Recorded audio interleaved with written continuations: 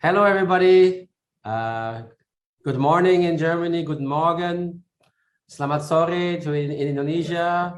Good afternoon. So my name is Ilham Habibi. I'm the F20 co-chair and also the co-founder and chairman of the board trustees of the Habibie Center in Jakarta. Selamat pagi dan selamat sore. Saya ingin mengucapkan selamat datang di Symposium tentang transformasi energi pada sore hari ini. Good morning and good afternoon, as I said before, both in Indonesia and Germany. Guten Morgen und schönen Nachmittag.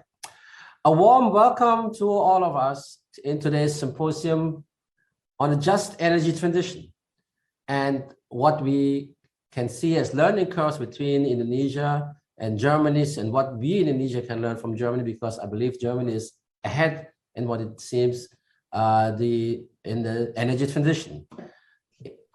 Indonesia is taking over this already actually in the G20 presidency since 1st of December last year, with the title Recover Together, Recover Stronger, which is also where one of the three big issues that we have decided to embark upon to discuss in the G20 forum is the energy transition. By the way, the other two are digital economy and the other is the reform of the global health system. That underlines, of course, the importance of more ambitions regarding energy protection and how to combat the energy crisis. Germany, at the same time, with the G7 presidency, is also very active in this field and tries to develop and support more climate and energy partnerships in what we call the just energy transition. At F20, we think we can do a lot as part of the solution. And so we started since last year a series of roundtables between Indonesian and German foundations to find out how we can contribute in this regard. We are very happy indeed today that many of you are today participating and watching. And today, we hope and think that this can be a very encouraging, inspiring for everybody else, particularly for our governments. And we need, in this regard, everybody and all hands on deck. And we should interlink our climate efforts with also, which is very relevant in the climate issue, climate crisis regard, which is the biodiversity, health and recovery, and resilience regarding the pandemic. G20 is, in fact, very, very relevant for today because 82% of global CO2 emissions are coming from these 20 largest economies in the world. So we worked out an interesting program of around about 3.5 hours. You have probably already seen the agenda of today, either through email or other means. For your information, this event will be recorded and can be reviewed anytime you like to. Please use the chat for your comments and thoughts. This will also be recorded. And also, please introduce yourself in the chat with your name, where you're based, and what your background in the organization is from. That's it from my side. At this point in time, Klaus, I hand it over to you. It's your turn. Thank you. Thank you, Ilham. My name is Klaus Liebscher. Since 2017, I am F20 chair of the steering group, and I am chairman of Stiftung Zukunftsfähigkeit based in Germany. Selamat pagi dan selamat sore. Saya ingin mengucapkan selamat datang di Symposium tentang transformasi energi pada hari ini. Good morning and good afternoon in Indonesia and in Germany. Also from my side, a very warm welcome to today's symposium on a just energy transition. Some words in the beginning regarding what is happening at the same time of our trust-building event in some other part of the planet and in our European neighborhood. The world is no longer the same, not only because of the pandemic in the last 2 years. The world order based on international law and the sovereignty of states is being called into question on a massive scale. The attack of the Kremlin and Putin has brought a dangerous war to the people in Ukraine to Europe and to the world. And everything must be done to prevent much more extensive military escalation. In this situation, we all, in the same time, feel more than confirmed that the global just energy transition and the growth of renewables must happen even much more faster than climate science is already telling us. Additional arguments are energy security and the liberation from fossil energies, which create great dependencies and can be used as a weapon. Renewables are therefore already called energies of freedom. So we as F20 will keep on track and on course with our activity this year. And we are really so happy that Germany and also the government of Indonesia will continue with the issues of energy transition. And we will do the best we can to encourage the G7 and G20 countries, the stakeholders in the countries, to bring up new and transformative energy and climate partnerships between countries in this context. The new IPCC report is telling us much about the urgency and the really small existing window of opportunity that is existing. In the first part of our symposium, we want to hear from Professor Dr. Ottmar Edenhofer about the global perspective of the just energy transition and where we are positioned with COP26 in Glasgow and with the newest IPCC report. Then we get an insight into the process and in the learning curves of the German Energiewende, energy transition in Germany, through Patrick Reichen, one of the most important voices on the just energy transition, not only in Germany. The Indonesian coordinating minister, Luhut, will then contribute on the discussion and the start of learning curves in Indonesia. Pabi Tumiwa from the Indonesian think tank IESR will tell us more about the discussions in Indonesia. So let us start. Please, over to you, dear Ilham. I have the honor and pleasure to introduce our first speaker. And recording in progress. Professor Dr. Ottmar Edenhofer. He is the director and chief economist of the Potsdam Institute for Climate Impact Research, as well as the director of the Mercator Research Institute on Global Commons and Climate Change, and also the professor for climate economics and public policy at the Technical University in Berlin. He served as the co-chair of Working Group 3 of the IPCC. In this capacity, he led the 5th assessment cycle. Ottmar Edenhofer's research influences political decision-making in different contexts, not only in Germany. So I kindly asked Professor Dr. Ottmar Edenhofer to give his presentation. Thank you very much. Thank you very much. Can you hear me and can you see my slides? Yes, indeed. It all works out. Thank you. Wonderful. Thank you very much for inviting me. It's a great honor to be here. And I want to talk about just energy transition in the global context, and in particular, I will focus on the role of coal. But before I enter in this debate, I want to start also with one remark on the Ukraine war, because this is for us in Europe really a very devastating experience. When I was young in the 90s, I led a humanitarian aid organization in Bosnia and in Croatia and in the former Yugoslavia region.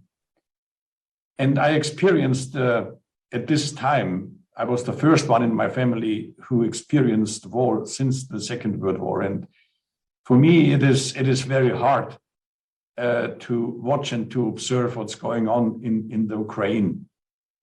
And it is very hard for us to understand what's going on.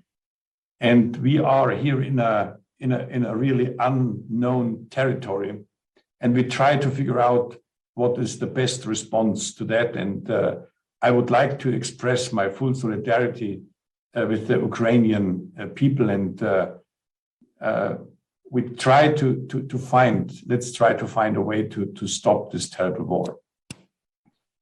So one important aspect is to understand the situation is this has an immediate impact on the relative prices of energy. And this is the first thing what I would like to show you here is that the development of the relative prices over the last few years.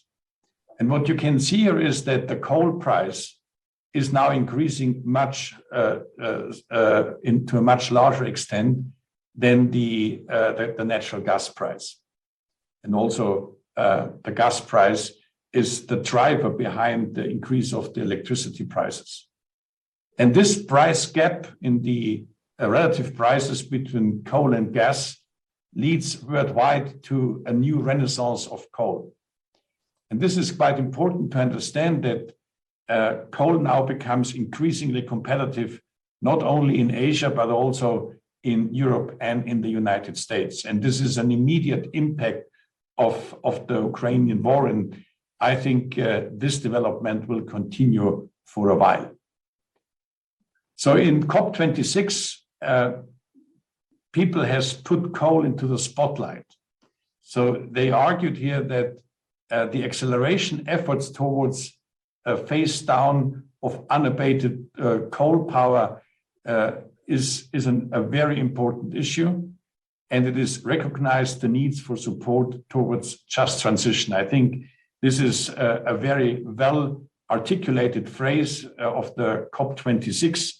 And I would like to elaborate on this issue a little bit more. Now, these are the committed emissions of the coal investments in China, in India, Indonesia, Vietnam, Japan, and other countries.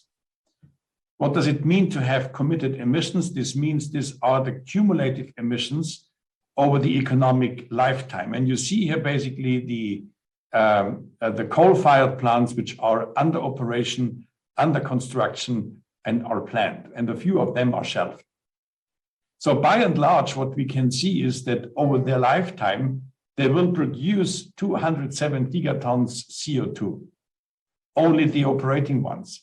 And if you add up all the planned and then the construction, it's roughly 300 gigatons CO2. Now here I would like to remind you what is consistent with a 1.5 target or with a 2-degree limit. So it's between 400 and 500 gigatons CO2s according to the most recent reports of the IPCC. And it's roughly 1,000 gigatons CO2 for a 2-degree limit. So what does this show is that coal alone, the committed emissions of coal alone has the potential to close the doors to the 1.5 limit almost in an irreversible way. Now, this is in a sharp contrast to the scenarios which we have calculated what is needed. And between 2020 and 2030, the coal needs to be phased out by between 30 to 70% compared to the 2020 levels across the globe. And it is even sharper if we go to a 1.5 limit. However, since 2020, coal consumption has not decreased. Coal capacity has actually increased. And what I have shown in the very beginning, due to the development of the relative prices between coal and gas, we are at risk, at severe risk, that we see actually additional investments in coal. So Southeast Asia is not an exception at all. So it replicates what we see around the globe. So that it would require a sharp departure from the business as usual scenario. Look here at the 2-degree and the 1.5-degree limit. a sharp decline of emissions. However, this would imply that all projects cancelled with a 35-year lifespan. And if we would really try to achieve the 1.5 degree, so then all projects has to be cancelled with a 20-year lifespan. This scenario showed that phasing out coal needs to start immediately, and the current plans would do the opposite. So roughly speaking, to reach the 1.5 climate goal in this decade, coal power generation needs to be decreased by 60% in Southeast Asia, and equivalent to cancelling all projects in the pipeline and shutting down existing plants after 20 years. This is an enormous challenge, and this is an enormous opportunity, on the other hand, for many countries. So phasing out coal is an issue of the political economy. And if you look around the globe, it is quite clear that the coal developing countries are by far the largest group in terms of emissions. 47% of global emissions in coal-dependent states, where coal phase out is politically and institutionally extremely challenging. And this is something which we have to address. And we have to understand the political economy and the vested interests. Political challenges are often closely connected to regional actors and interests, independent of the governance and the government structure. 4 major ways how actors influence an energy policy. It's about royalties, important source for the government revenues as multiple levels, and it is connected very often to other very important societal goals. Coal offers multiple business opportunities along the value chain, and coal industry politically is well connected and actively supporting policymakers. Regional development is also another important challenge. Coal is linked in many countries to spillovers on industrialization, enhanced development, and absolute loss of job is rather unimportant. In many countries, the job losses are concentrated in the coal regions. And this is just an example which we have, I would like to highlight based on our empirical studies. It's an example in India. Here you can see coal employment losses due to the phase out and the additional employment caused by solar and wind employment. And you can see here, this is happening in different regions. Coal jobs often in structurally weak areas and providing additional benefits and not replaced regionally by new employment opportunities. For example, in regions where the renewable energy is built up. And therefore, there's a lot of resistance by powerful regional stakeholders. And just to refer to one issue in Germany, the coal jobs are often well paid. And wages in the coal jobs are often, on average, considerably higher in Germany. Again, there's a resistance by unions and regional stakeholders. And in addition to that, and this is just based on an empirical study we have carried out by our institutes, where we ask policymakers and stakeholders about their most important societal and economic goals. And countries that build coal rank economic aspects higher than environmental ones. And therefore, we have to work that phasing out coal needs to align key policy objectives with clean energy investments. But how to do this? And how to link the local environmental and the global impacts with the overarching social and economic policy goals. Now, one aspect could be indeed a modest start with carbon pricing. It requires access to capital and price pass-through to be effective. It implies power sector reforms in many countries, but the revenues could be used to spur clean investments and balance social outcomes.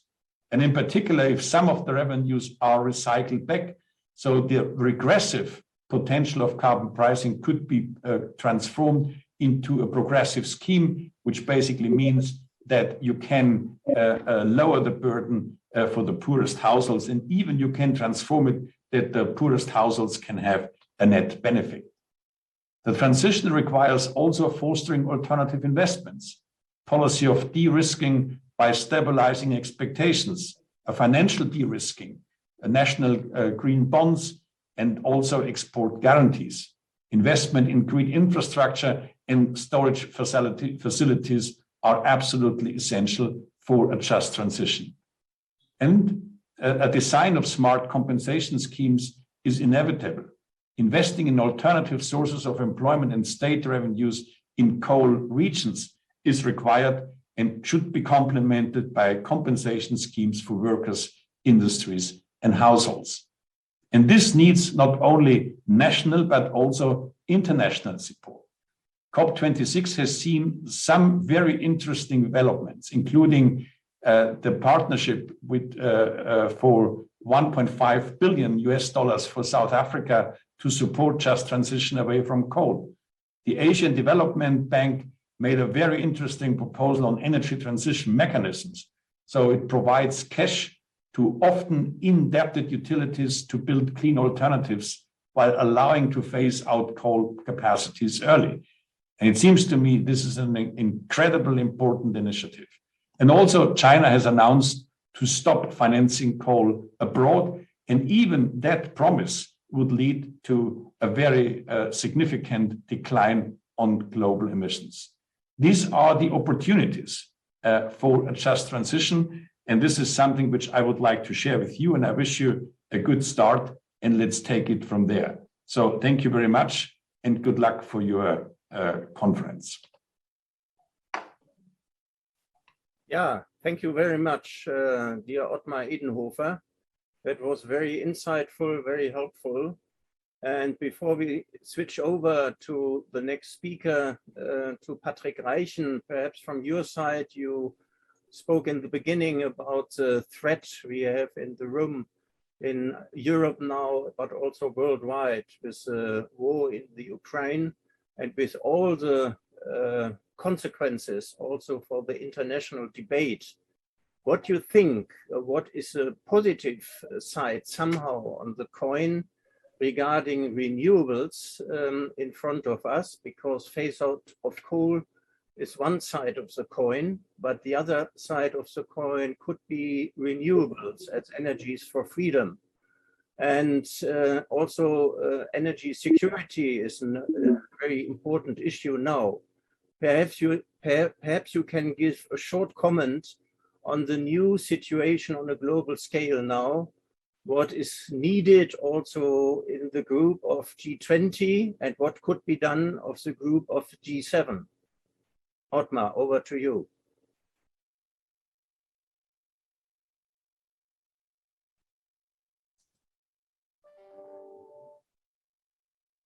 You could hear me? So Hello? I think it's Patrick Reichen now, right? No, I just was asking for a short comment from your side on this point. What is new now in the debate with war in the Ukraine, and what is the challenge for the global debate on climate crisis, on energy security issue and renewables? Yeah, this is what the new situation is. First, at this level, there are many important aspects. The one aspect is that we are discussing now in Europe the potential, the impact of an oil embargo and what would be a sharp reduction of gas. But at a global scale, from my point of view, the most important thing is that we will see sharp increasing oil prices, but also sharp increasing gas prices, much higher gas price increase than the coal increase. And this makes then coal again incredibly competitive, and coal comes back with additional force. And this is something which is, from my point of view, we have to deal with that in addition to the development on the global oil markets and the global gas markets. In the global oil market, there's a significant risk of an acceleration of inflation. Dependent on the impact. 30% of the global oil production comes from Russia, and the question is to what extent this can be easily compensated. So there we will see a lot of turmoil on the global markets, but I think it's quite stable that the gas prices will rise much faster than the coal price, and this will have an impact. And the only hope that we can have is this will not create a dramatic path dependency. But so our plans in many parts of the world now are at risk. Okay, thank you so much, Ottmar. And now our next speaker is from the new traffic light government in Germany, Patrick Reichen. He is a German political scientist, economist, expert on environment and climate, and political official. He has been State Secretary of the German Federal Ministry of Economics and Climate Protection since December 15, 2021. Previously, he was 7 years director of the well-known German think tank Agora Energiewende from 2014 up to 2021. Dear Patrick, wonderful that you are with us today. And in these really challenging times, what is and what was the learning curve of the German Energiewende? Where are we just now standing? And what could be new climate and energy partnerships we need coming from national levels with energy transition in all different countries in the world, but I think we need partnerships on that. So the floor is yours, Patrick. You have 15 minutes now to share perspectives with us. Thank you. Thank you, Klaus. Thank you to everyone who has organized this conference. Also, Minister Luhut, Binsar, Panjaitan, who will address this conference with a video keynote, as I know. I think this is very timely to discuss these issues because, first of all, climate change and coal phase out are at the heart of any energy transition that we need to talk about. This has all been reinforced by the Ukraine war that we are now facing. And second, Germany as the current G7 presidency and Indonesia as the current G20 presidency have a joint task here to move things forward. And it's a well-established cooperation between the two countries, which I think we should now in this year take to a next level and work mutually together. Now, let me first have a look at basically what we will need to, I think, discuss and engage when it comes to the energy transition.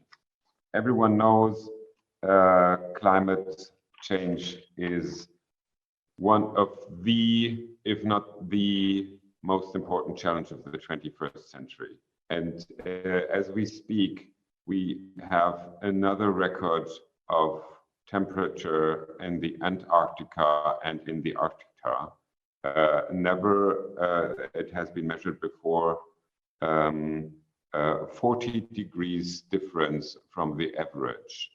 It is warmer currently in the Arctic and in the Antarctic. And if you see those news, which are only in some scientific journals and Twitter accounts, you know that we have probably been underestimating the speed that now takes place when it comes to climate crisis.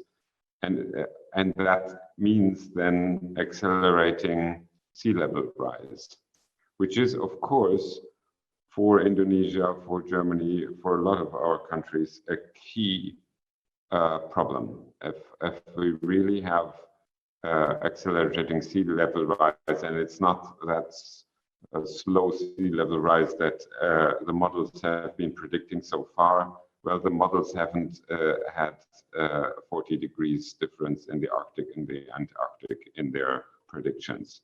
So this is really worrying what we're seeing there. And therefore, if you look at all the scenarios, it is very clear that in order to somehow stay within a 1.5 degree world, the one thing we need to do is phase out fossils, coal being the most CO2 intensive, but gas as well because of all the methane, and then oil. So quickly going into that, and we as industrialized countries have, according to the 1.5 degree scenarios that are out there, the most notable one is from the International Energy Agency. I would say by 2030, the industrialized world has to get out of coal, and overall, in all of the world, we need to have that done by 2040. What we now see with the Ukraine war is in essence that this leads to an increase in coal, oil, and gas prices everywhere, not only in Europe, but all around the globe. The prices for oil, LNG, gas, and also coal have been rising. So this reinforces that we need to focus on the key alternatives for the fossil fuels, and that is renewables, efficiency, and electrification. So it is really those three elements, with the fourth, I think, new component to it being producing green hydrogen, that we now, all of us, need to ramp up as quickly as possible within Germany, within the G7, within Indonesia, and within the G20. And it's the good news is this is not a price issue anymore. Wind and solar are now really cheap technologies. In many areas of the world, solar is the cheapest form to produce electricity. So this is rather now an issue of how quickly are we able to ramp up those volumes that we need. And the volumes are enormous. We have, within the German government, said, okay, 2030 coal phase out, that's now our new date. And then in order to achieve that and replace that coal by renewables, we need to increase our installation rate of wind and solar by 3 to 4. So what we're currently doing with wind and solar is not enough. This has to not only double, but it has to triple and quadruple within the next 8 years, so that we reach basically 80% renewables in our electricity grid by 2030. And that is a huge task. It means ramping up industry so that they're able to produce all that. It's a question of what does it mean for the grid? How does the grid cope with such large amounts of wind and solar?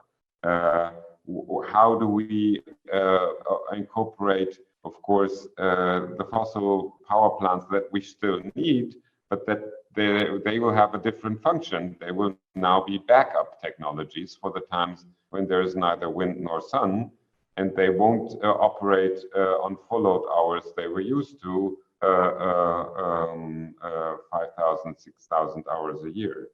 So you need to basically rethink your power system, plus a lot of the applications that we currently use in the heating and in the transport sector need to be electrified. So heating, of course, a major issue for Germany, which is so far largely depending on gas and oil, needs to be replaced by electricity. So we install heat pumps, major heat pumps. In industry, there's a lot of gas use in order to produce steam and other interiors for the production. They're also part of that can be done by electricity, which is then produced by wind and solar. And of course, transport, we are all nearly to 100% dependent on oil. We need to quickly jump into electric vehicles and electric buses and more public transport. So electrification of our transport system is key.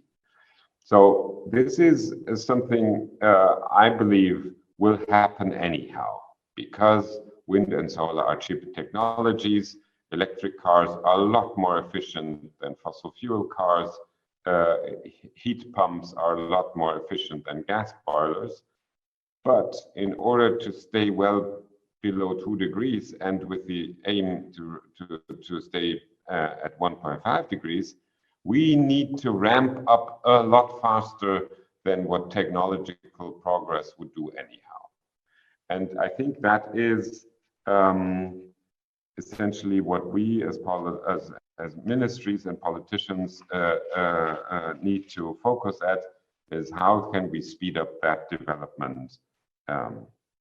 Now, what does this all mean for Germany, for Indonesia, for this year 2022? As I've said, Germany will put the energy transition at the heart of our G7 presidency. We have put within the climate and energy track transforming for 1.5 degrees as the main headline, under which we now discuss with the G7 partners which issues to really put forward.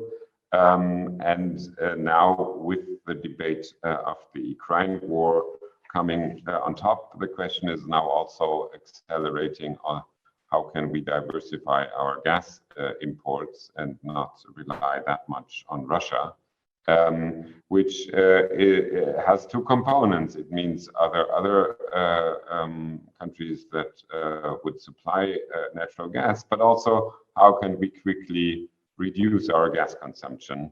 And then you end up exactly again in renewables and electrification plus efficiency as the key answers to reduce our gas demand.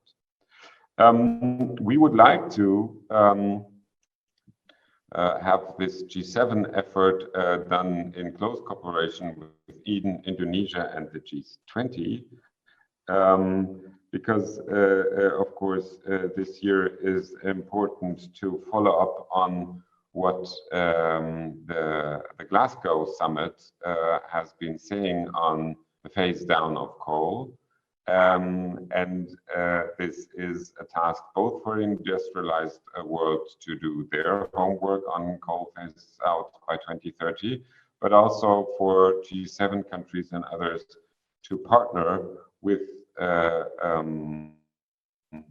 emerging economies and developing countries on how energy transition in their countries could work, so that a phase out of unabated coal by 2040 is possible.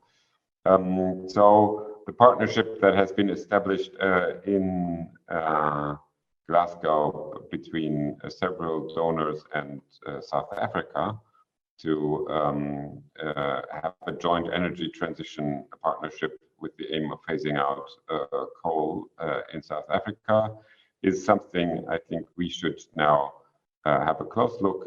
Others joining, maybe also with Indonesia, to establish joint roadmaps how donors and how developing countries can jointly embark on that journey to establish a carbon-free energy system which delivers cheap, clean, and reliable energy for all.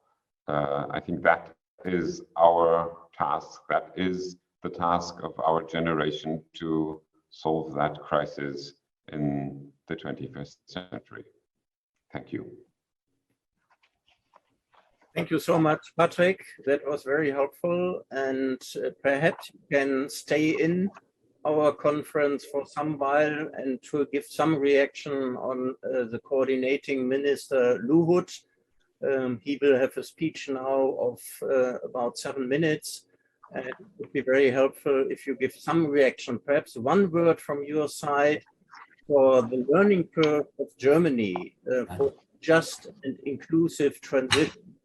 what is the learning curve for us and what could be somehow encouraging for others? We made some mistakes. We know quite well it was not the easiest way forward, but perhaps you can give 1-2 points which could be interesting, how to bring all voices, all stakeholders in such a debate. Yes, maybe. Of course, this is about jobs for those that work in the coal sector. So the question is really, how does one combine such a transition strategy with keeping those regions as energy regions? That has been a major discussion here in Eastern Germany, where we mine a lot of lignite. And the question is, how can we keep that identity of this region being an energy region? How can wind and solar projects be placed there? Also, hydrogen production now being located there, green hydrogen, and therefore have it as an industrialized region still as part of the German economy, but with different jobs than before. So that, I think, is crucial, that the transition in the regions has basically 2 elements. One, there is a clear plan and date. So don't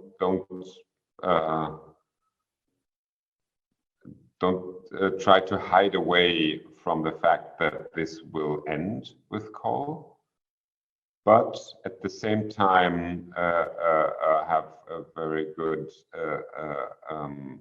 plan in place.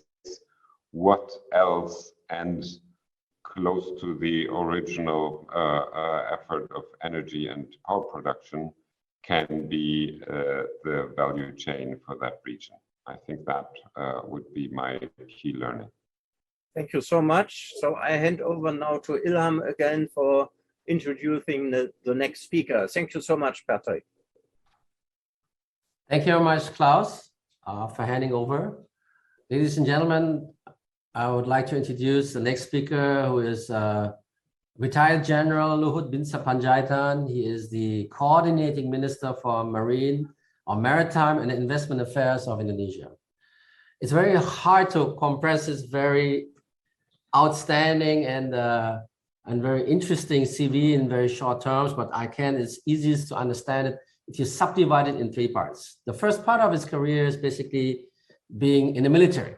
As I said, General Luhut is retired, and he spent most of his years actually in the Kopassus, the so-called Army Special Force. He was the first commander of the Kopassus 81st Anti-Terrorist Detachment, and he received various training all over the world, among others also in Germany with the famous GSG-9.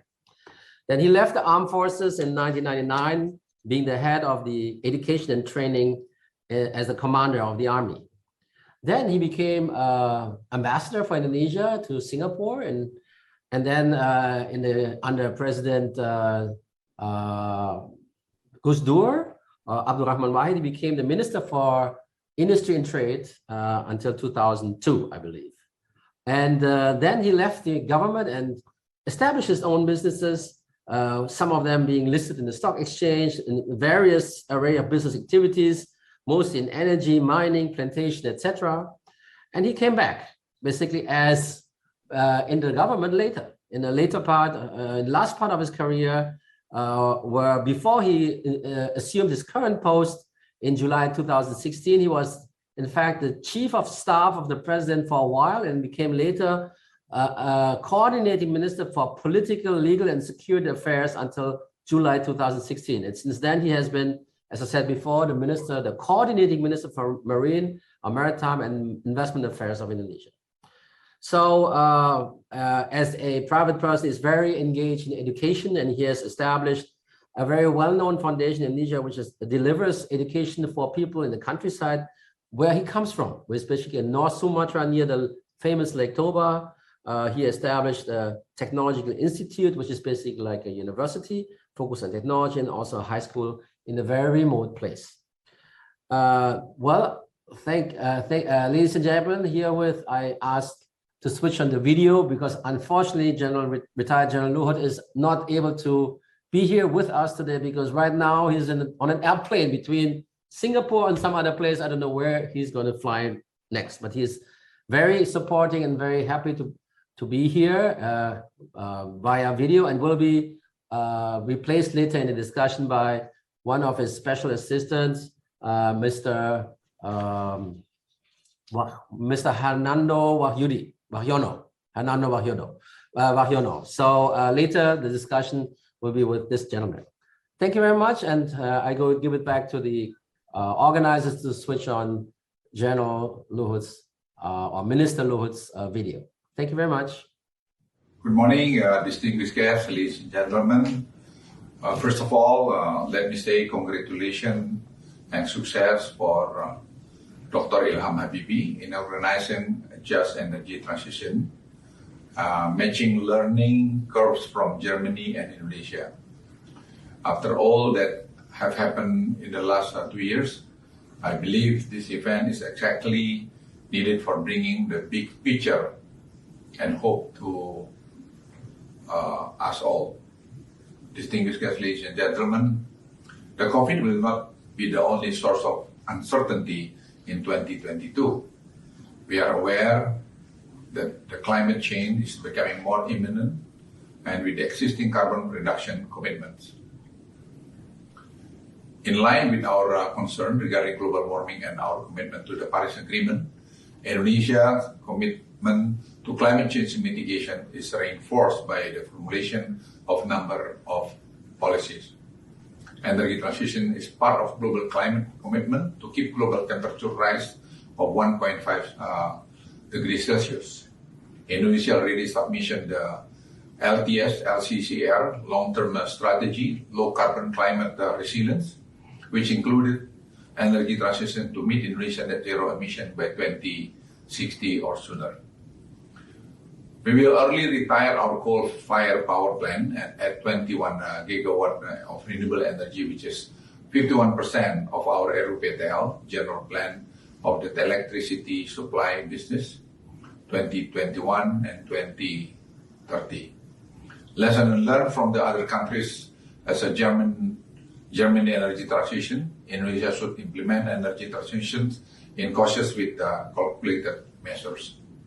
We should consider and calculate our supply and demand of electricity and how it will affect the sustainability of the economy.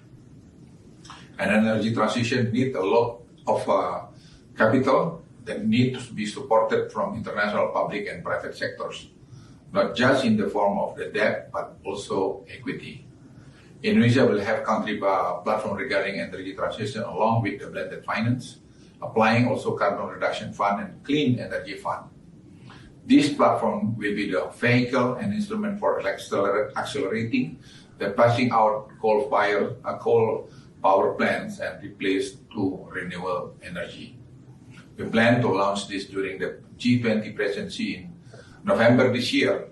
Energy transition will contribute the huge of emission reduction. Indonesia is trying to get out of the dependency of the fossil energy as soon as possible. Through Indonesia, develop 2.4 gigawatt day desalination program to reduce our dependency of fossil fuel and install additional renewable energy plants. Moreover, Indonesia has applied B30 program to reduce diesel consumption for power plant and electric vehicles, and developing biofuel to accelerate the desalination. The government of Indonesia was providing incentives and had removed red tape to try to boost investment in electric vehicle development and wants to be an important player in the global supply chain of electric cars, doing Indonesia's goal of developing of full EV supply chain utilizing the country mineral resources. We plan all of EVs be produced in Indonesia will use locally made batteries in 2024. and Hyundai Motors will invest 1.55 billion to up to 2030 in Indonesia, with starting capacity of 150,000 vehicles per year, to be later expanded to 250,000 annually. We have a huge various renewable energy potential to generate 437 gigawatts, such as wind, solar, tidal, and geothermal. Indonesia has 40% of the world's geothermal energy stores, and now for 23.9 gigawatts of energy. Its huge maritime area could provide 17.9 gigawatts of power, and such as the Larantuka Strait tidal bridge and hydropower of 30 gigawatt and more in North Kalimantan. The idea behind the key focus of the G20 presidency on energy transition, it goes from our commitment to achieve national determined contribution of net zero emission of 29 and the global climate commitment to keep global temperature rise of 1.5 degrees Celsius.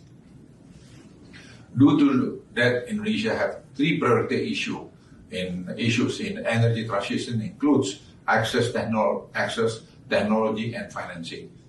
It contains global energy security, securing energy accessibility, green financing, carbon trading, renewable energy certificates, smart and clean energy technology scaling up. The Global Blended Finance Alliance, BFA, is a major initiative for President Joko Widodo.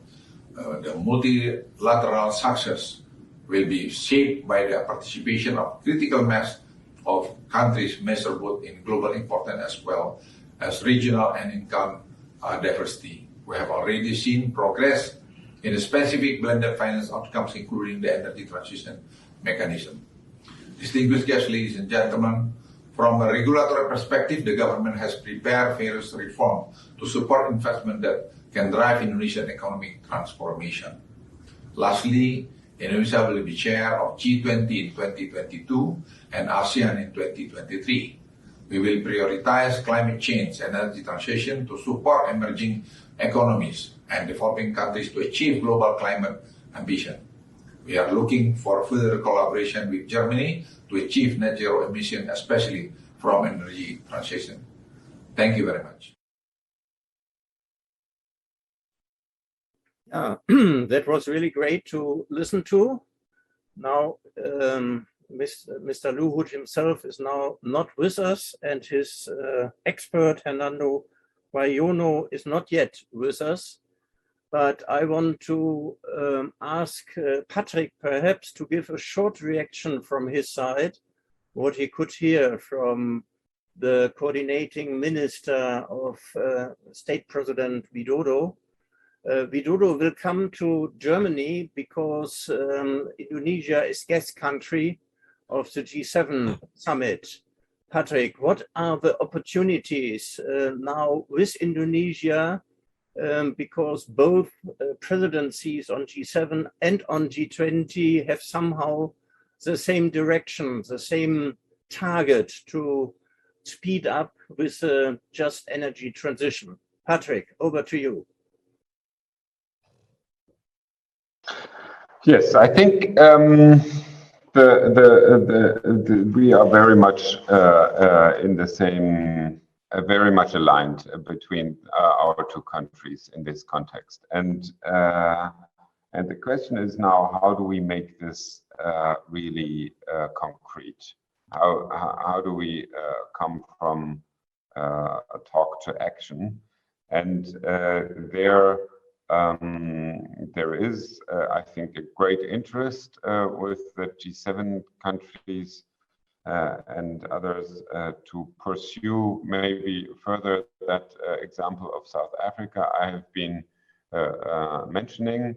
And the key will be a good cooperation, so that on the one hand, there is a financing of coal phase-out plans, where of course the donors need to step in, and on the other hand, it is basically coming in with concrete plans what should be happening on the ground, and who is responsible for that, for the implementation. And I think it's these type of climate partnerships, climate and energy partnerships, that now really need to take off. Therefore, I think there are a few elements that need to come together. One is leadership by the countries involved, and this needs, of course, ministers and heads of governments to really commit to that. We need to have a clear net zero vision in the country. So phasing out, for example, a coal power plant, but at the same time saying, there are some lignite reserves here I would like to have a look at. That doesn't fit together. It's rather what is the overall strategy so that we as a globe come to net zero by 2050. So, and in that context, any technology, any development, any strategy has to fit in. And therefore, I mean, we are inviting next week to the Berlin Energy Transition Dialogue to foster these debates. We have the G7 Ministers Summit on Energy and Climate that takes place in May. And in all of these occasions, we have a very close look at how can those cooperation takes place. There is no one-size-fits-all approach, but it needs a clear vision, it needs reliable policy, and it needs financial support. And that, I think, would be my main takeaway. And I'm very certain that Germany and Indonesia can be at the forefront of this.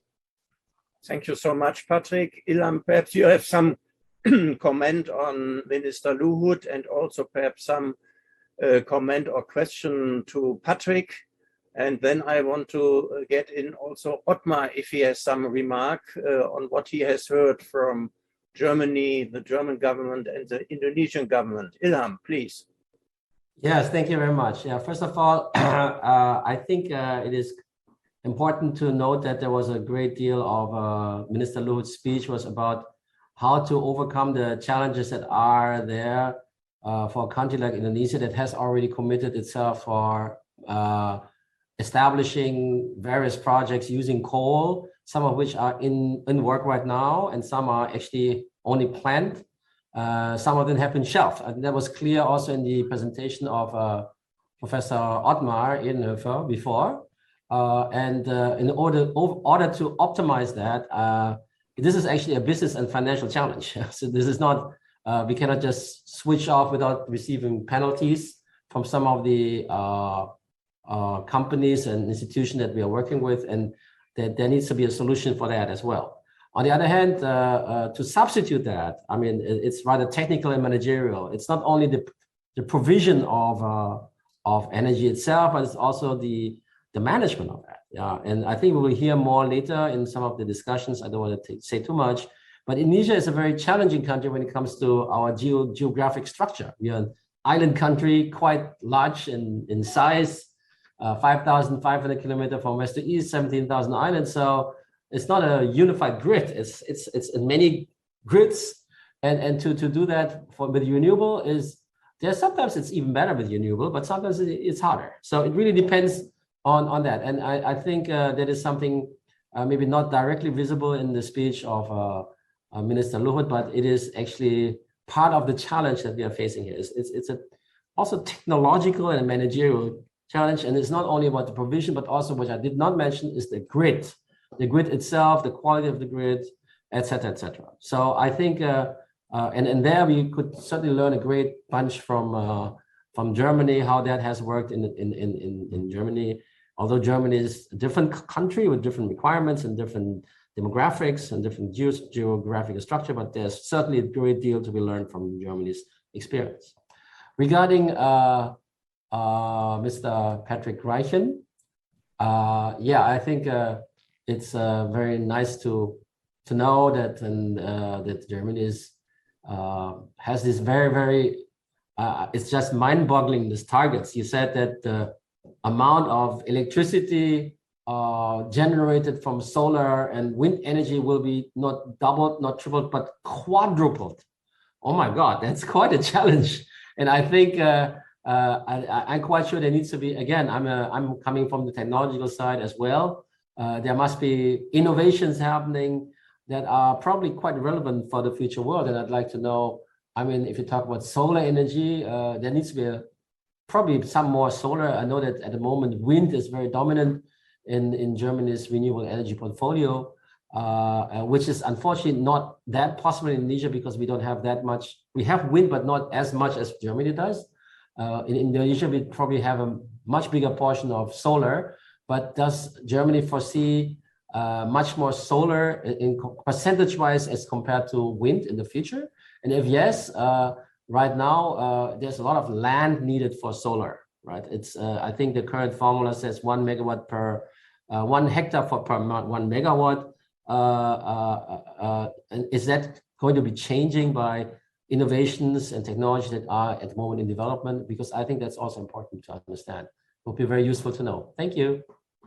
Okay, thank you, Ilham. Patrick, a few words from your side. You have to leave quite soon because of urgent activities in the government, I can imagine.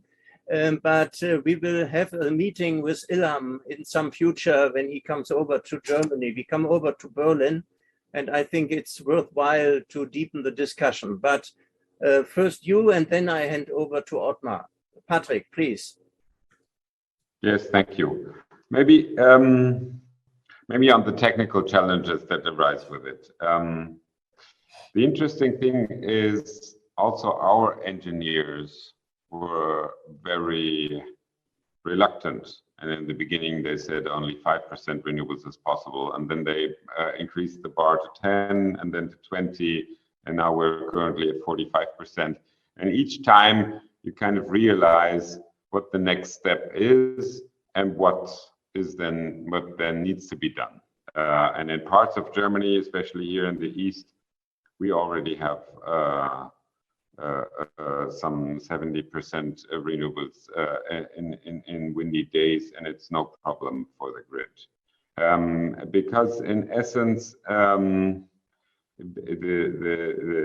all it needs is a good flexibility management of the grid. And there we have now, of course, new technologies that we didn't have 20 years ago, but we also had a different way of thinking of the grid.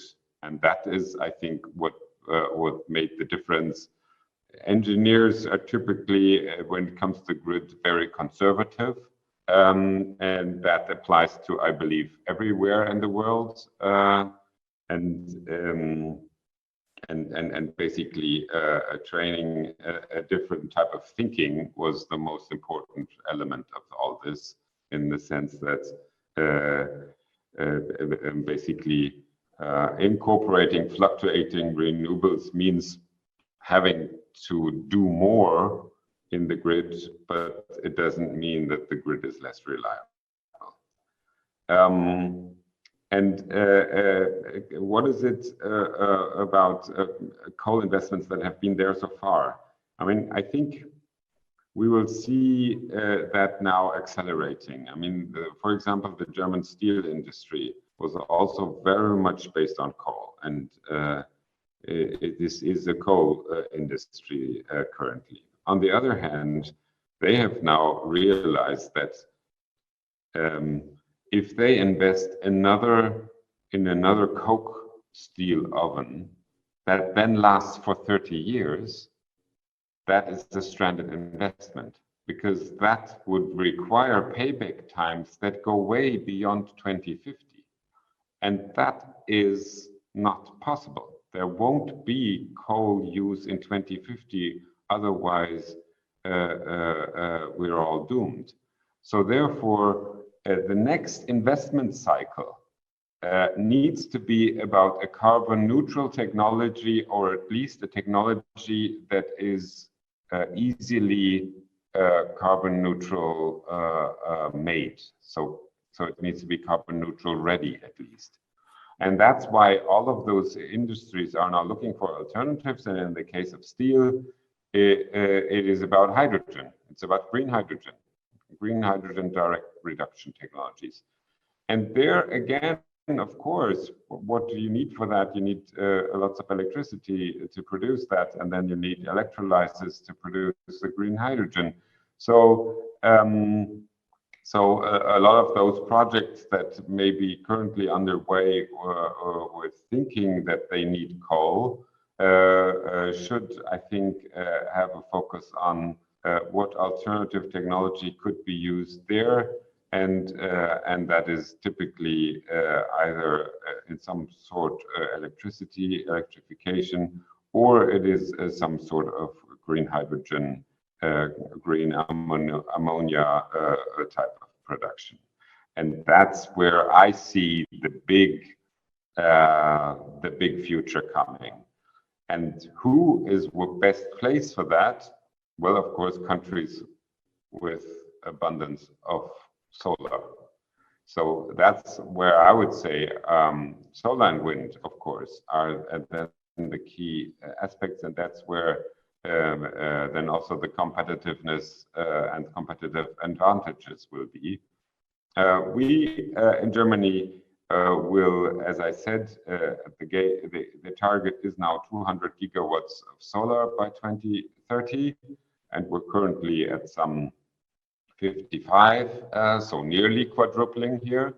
And in essence, it means every rooftop needs a solar panel. So that reduces land need. And on the other hand, of course, yes, you do need some sort of landscape issues there. But the more efficient solar panels get, the less land they will need to use for 1 megawatt. And maybe you can combine that with having some green grass that is also good for insects. So I think solar can at least, when doing well, be in cooperation with nature conservation. So all in all, I'm not denying the challenge, but I see that this is basically the task of our generation, and that's what future generations will look at, whether we met that challenge or not. So looking forward to meet that jointly. And now, thank you so much, Patrick. Thank you. Keep in contact, and we continue the debate with you and others in our government, but of course in resonance with the government of Indonesia. There is readiness. We will see it today in our symposium. I hand over now to Ottmar. Perhaps, Ottmar, you have 1 or 2 takeaways from your side after you heard Patrick Reichen and Minister Luhut. Ottmar. Yeah, thanks a lot. I would like to emphasize one important aspect, which has been mentioned several times, and this is what is required to avoid dangerous climate change, and this means fundamentally worldwide carbon neutrality by the middle of the century, 2050, something like this. And the pathway towards carbon neutrality is clear. It's a combination of direct and indirect electrification. Direct electrification, so there is a kind of a merit order. For example, for vehicles, direct electrification is much cheaper. And indirect electrification, like hydrogen and synthetic and e-fuels, will become also quite important. And this will be also the future electricity system. It is about wind and about PV, but also with carbon neutral storage possibilities. And I would like to emphasize one aspect here. even in a carbon neutral economy and in a carbon neutral society, electricity prices matter. And regions which have a lot of sun will have lower electricity prices, and they have a comparative advantage for producing not only hydrogen, but also synthetic fuels and e-fuels, and also for another technology which we haven't mentioned, direct air capture, because we need atmospheric CO2 for the e-fuel. So this is a little bit, so to say, the technological perspective, and there's a lot of agreement on this technological perspective. And I expect in 2 weeks from now, we will see the new IPCC report. By and large, this perspective will be emphasized and confirmed. But there's another aspect here, and this shouldn't be underestimated. Even if many countries have a commitment to carbon neutrality, we have to take into account in this equation and in this transformation not only the national circumstances, the circumstances in Indonesia or in Germany. We have to look at the dynamics at the international resource markets, the oil market, the gas market, and the coal market. And this development is to a certain extent not in line what we need.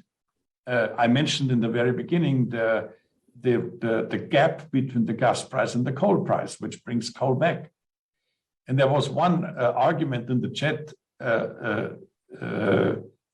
highlighting that carbon pricing will not play an important role. And I would like to say here, given the dynamics of the international resource markets, I strongly disagree. I really disagree very strongly about this, because I would like to give you an example from Europe, and then I would go on a little bit on the international scale. Due to the Ukraine crisis, it is very likely that we will, in the next 2 years, no longer use gas in the power sector, but we will also use coal. But this is not a violation of our climate goals, because we have an emission trading scheme. We have a cap. The cap is declining, and the EU Commission will stick to that. This leads to increasing carbon prices, and the increasing carbon prices indicates and signals to the market when we use, for example, coal for 1 or 2 years due to this Ukraine war. So then in other sectors of the economy, we have to reduce emissions a little bit faster. And this is due to the fact that we have not a perfect, but a reasonable carbon pricing scheme. And this is important for all the countries. And I know that Indonesia is working hard to implement its, at least to some extent, a fossil fuel subsidy reform and the carbon pricing reform. And this is absolutely essential, because what we have to do is that we, in the next decade, we will not see the price developments at the international resource markets which favor climate policy. And therefore, this scheme and the dissemination of this scheme is absolutely essential to achieve carbon neutrality. And this is the institutional challenge. It's not only a technical challenge, like in the power sector, the grid sector, the heating sector, the transport sector. It's a huge institutional challenge. Okay, thank you so much, Ottmar. That helps a lot. And thanks for your time. And also we keep in contact for the next debates in front of us. I would introduce now our next speaker, that is Fabi Tumiva. Fabi is an energy transition strategist and the executive director of the Institute for Essential Services Reform, IESR, an Indonesian think tank in energy policy and environment. IESR advocates for the low carbon energy transition in Indonesia. Fabi has been working on energy policy and regulation for more than 20 years, as well as practitioner of renewable energy. From 2006 to 2017, he was member of Indonesia on climate change negotiations. Fabi Tumiva is one of the founders of Indonesia Solar Energy Association in 2016. Since 2021, he has been leading the association as the chairman. Now, more from the Indonesian perspective, Fabi, the floor is yours. Thank you, Klaus. Allow me to share my screen. Good morning, good afternoon, good evening to all of you. Thank you for that generous introduction, Klaus. I would like to add also for this year, I got the appointed as co-chair of C20, and C20 is one of the engagement group of G20. Yeah. And my organization ISR also lead the Environment, Climate Justice and Energy Transition Working Group that hosts that we really look at this accelerating energy transitions, and we host this global C20 on this particular issues. So I'm very happy to be here, and this issue is very, very important to Indonesia, as Minister Luhut mentioned that coal phase out is one of the key strategies for Indonesia to meet the Paris Agreement target. And I think it's very, very important given that the imminent of climate crisis as well as the opportunity arise from energy transition, that Indonesia have to rethink our relation with coal. And I think it's not easy given that coal now provide 65% of our electricity, and our state-owned utility PLN has been building a coal fleet in the last few years, and that makes the abandon these coal plants is not easy task. And I think that's actually one of the challenge. But we have to start. And anyway, and I think it's very, very important. And today, in this year, Indonesia chaired G20, as also mentioned that sustainable energy transition is one of the key priority issue of Indonesian government. That also shows that Indonesia keen to do more. But again, I think as many times mentioned, that we need support from international community at this, in particular from developed countries. So it is just a few weeks ago, IPCC released its second report. And I think this report highlights the scientific evidence on that the climate change is a threat of human well-being and the health of the planet. So we should not delay our efforts, our actions to start reducing emission, because the window are closing, and this window is lead to our Paris Agreement goal to limit temperature below 2 degrees and to reach 1.5 degrees. So if we would like to give our future generation a livable future, then action must be taken very, very now. Actually, we should not delay. And Asia is one of the regions that will be hit by the impact of the climate change. And it could affect our economy, our social structures, our livelihood. And you see that from the IPCC report that climate change causes losses due to the damage in infrastructure, disruption in services, and affect supply chain in Asia, and will increase risk to the infrastructure as well as provide opportunity to invest in climate resilient infrastructure and green job. You can see that our cities in the coastal area are threatened by climate change. It's not just city like Jakarta, but the entire north coast of Java is actually threatened. And we have seen that how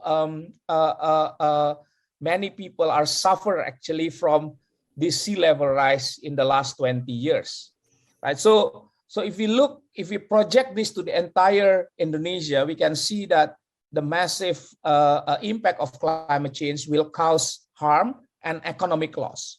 And when the government are thinking about the cost of cutting off to retire coal, I think at the same, we have to make comparisons in terms of economic loss that we will suffer because of we late in making action in reducing our fossil fuel consumptions. It is true that the Indonesian government has set a target. The LCS, LCCR mentioned by Minister Luhut earlier has set to reach decarbonizations by net zero emission by 2060 or sooner. And we have set the NDC target to reduce our emission 29% to 41% by 2030. The 29 with our own effort, additional 12%, so become 41% with international support. However, we know that the Indonesian target is insufficient to meet this global climate goal. Therefore, more ambitious effort is actually needed. Our current NDC's target will lead us to higher temperature instead of meeting this below 2-degree target. So it is clearly that we have to do more, and that's to do more. If you look at the number of study from now until 2030 and to reach net zero emission by 2050, I think it's very obvious, is require a sharp reduction in coal fleet globally. And I think that's the report from IEA shows that this has to be done, right? That the current announced pledge is not sufficient, right? That we need to double the effort to meet the net zero emission pathways. So there should be a number of measures that is needed, and that actually apply for these G20 countries that produce 85% of global emissions. So we need to halt the construction of new coal plants, and we have to manage the declining of emission from existing assets. And it is a good news that China last year announced to stop financing coal overseas, that this actually could lead the cancellation of 190 gigawatt coal project. There's a couple of in the current pipeline in the PLN, I think around 14 gigawatt that's supposedly financed by Chinese. So it would be interesting to know whether also these announcements can impact to this current pipeline. Yeah, because around 14 gigawatt additional need to be built, and our president last year has stated that Indonesia will not build a new coal-fired power plant after the completion of 35 gigawatt. So that's the remaining pipeline that that still have to be built until 2028. And we know that for net zero emission by 2050 requires retirement of 90 gigawatt coal plants annually, around 40% of coal fleet by 2030. So this is enormous job, I think, an enormous task for us to meet net zero emission by 2050. And if we look at in the G20 context, that actually much of this should happen in G20 countries, that rapid global coal phase out that could deliver large and immediate as well as low cost emission reduction, so it can be compatible with 1.5 degrees pathways. So from this assessment that undertook by University of Maryland, by 2030 there should be 800 gigawatt plants has to be retired, and of this 817 gigawatt, around 220 gigawatts is actually low-hanging fruit. Is the power plant that age is more than 30 years. Yeah. And 98 gigawatt existing capacity in 5 OECD countries, mainly Europe, US, EU, must be retired, and we have to cancel all the new coal projects. And in Indonesia itself, if we look at this to be consistent with 1.5-degree pathways, therefore around 10 to 12 gigawatt of thermal capacity must be retired by 2030. So that, but if you look at this number, actually some of them is actually a low-hanging fruit. It's part of power plant that already reached more than 30 years old. So it has to be, it's actually a low cost to retire some of this. The challenge is that the remaining coal fleet in Indonesia is are quite young. So it's less than 15 years. So they have economic lifetime that's still 15, 20 years until they reach this. So therefore, accelerating coal phase out, if we would like to meet the 1.5 degrees that we have to retire before just around 2040s.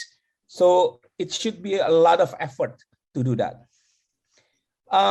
However, canceling new coal fleet and retiring old coal fleet in Indonesia context will benefit PLN and IPP financially because reducing of stranded asset. There is a potential of around $27 billion of stranded assets of PLN and IPP because of the cheaper cost of renewable electricity, in particular from solar and storage. We have done some calculation and shows that actually utility scale solar is more competitive than fossil than coal, and even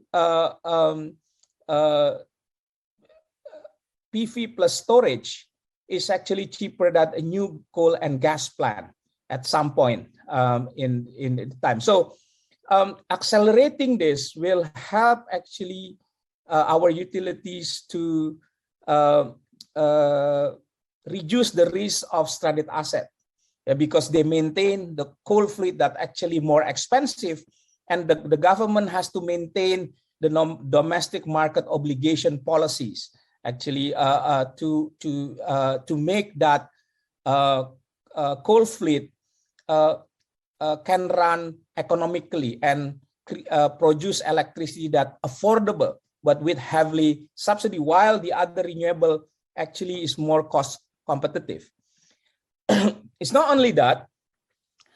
Our study shows that 100% renewable energy in Indonesia by 2050 is technically viable and economically feasible.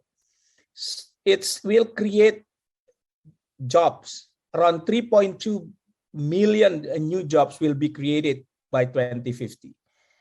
And we can reduce our not only carbon emission, but also we consume energy more efficient compared to the system that based on fossil fuels. Solar will be the backbone of this, and unlike the conventional thinking that if we increase the utilization of solar, it will use a large area or land. Our study shows that actually 100% renewable energy based on more than 85% of solar in Indonesia actually only take up 4% of space that available. So it's not really a big space, 4% of space. So this is actually very, very important. So the challenge is that how we can increase this.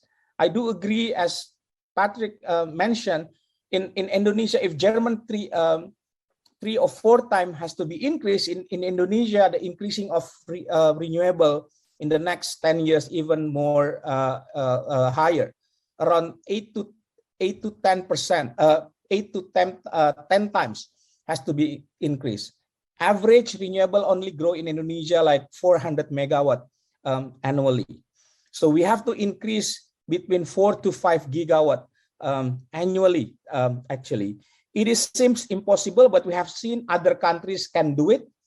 Yeah, we see our neighbor Vietnam can do it. India can do it. Turkey can growth more than that level. So I think if the policy framework is right, I think we can deliver. And therefore, in the current G20 meeting, if we look at this target, and if G20 are really serious about advancing energy transitions, moving away from fossil to renewables, it means that every G20 country has set a target for renewable and electricity for the next 10 years. And it should be the outcome for G20, I think, for G20 meeting. And we tomorrow there will be a starting of an energy transition working group meeting in Jogja. So I hope that G20 government realize this, that we need to replace our future demand of energy, of the electricity, that before fueled by fossil fuels, by coal, now has to be replaced by renewable. So has that renewable energy target will be a very meaningful outcome of G20 meeting. With that, I would like to close my presentation. Thank you very much, and looking forward for discussion. Thank you so much, Fabi. That was really great, insightful, and you just raised the right dimensions on the global scale, but also for Indonesia. And you brought up the bridge towards Stefan Schurig, General Secretary of F20, on the renewable issue. What has to be done, what could be done in between of the group of the G20. And it's wonderful that you mentioned in the beginning, Fabi, that you are with C20, Civil Society 20. We are part somehow of civil society, but F20 tries to bring up the voice of foundations and philanthropists for the civil society activists and so. And so how to do right on renewables in the next 10 or 8 years up to 2030. Stefan, you can bring up somehow the ideas of F20, what could be the right direction for the G20 this year? Yes, thank you, Klaus. Thank you very much. Actually, this was really insightful discussions. I'd like to thank everyone, Minister Luhut, State Secretary Patrick Reichen, Ottmar, and of course, Fabi, for your interventions. What I learned here is, I think the first point is remaining under the 1.5 degrees still is a decision. It's not a fate that we go beyond that. It is a decision, and it depends on how we decide we will change the energy sector. I share my presentation just in a minute, but I just wanted to make this point. It still is a decision, but it also means that we have to look increasing, or we have to put increasing efforts into adapting what a 1.5 trajectory means. And I think this point was very clearly made here. I like especially, of course, the commitment from Minister Luhut to ramping up renewables. And of course, we know that the target that Indonesia put itself is still sort of, let's say, there is room for improvement. With regard to Indonesia's role on the G20, it is great that the energy transition has been made one of the key priorities, because we just heard that 40% of coal fleet needs to be retired by 2030 within the G20 countries, and that this requires concrete targets and concrete pathways towards this. I think this is the point, and I share my presentation now. This is the point where we get to the role of the G20 in particular. It really is the group where those decisions can be agreed. And just a quick look on it, which of course looks interesting with a view on the current war in the Ukraine and the political situation. The G20 is the group that brings the biggest economies and the biggest emitters to one table. And it is the group where dialogue happens between particular G7 perspective, which we consider a subgroup of the G20, just as from the BRICS, which is another subgroup of the G20, plus the rest of the countries. So it is this table where the heads of state need to sit together, which is why we thought it is actually a good description to describe the G20 as a climate and energy responsibility group. It has to find ways to respond to increasing demand for adapting to climate impacts that are already happening. We heard from Fabi the very challenging situation for coastal cities, not only in Indonesia, but pretty much everywhere where cities are sitting just at the seashore. And in the same time, it is where the energy decisions are being taken and where they need to be discussed. What I especially like at the G20 is it does not only have the global north or the global south perspective, but it really convenes and merges both perspectives and still makes it a, let's say, a group small enough, 20 countries plus the EU, of course, or 19 countries plus the European Union. It still makes it small enough to conclude on concrete agreements in a sort of emergency status. So the minutes I've been giving here today is just to share a little bit what we try to focus on at the F20 network, but not before I like to also mention that I'm really looking forward to next interventions then coming from other foundations, from other civil society organizations such as German Watch, or also from semi-governmental organizations such as the International Renewable Energy Agency, who are all here today and who are all sharing their perspectives. So I'm actually quite curious to follow then the next interventions. So the G20, a climate and energy responsibility group, yes, we think they are. They are 80% of the greenhouse gas emissions, 80% of the global domestic product, the GDP, and 80% of renewables are actually been built in these countries. So not to speak about roughly 80% or almost 90% of bilateral state aid going out of the G20 countries into other parts of the world. So this is the place where decisions on the future of energy and the decision whether human species manage to remain under the dangerous benchmark of 1.5 degrees will be taken.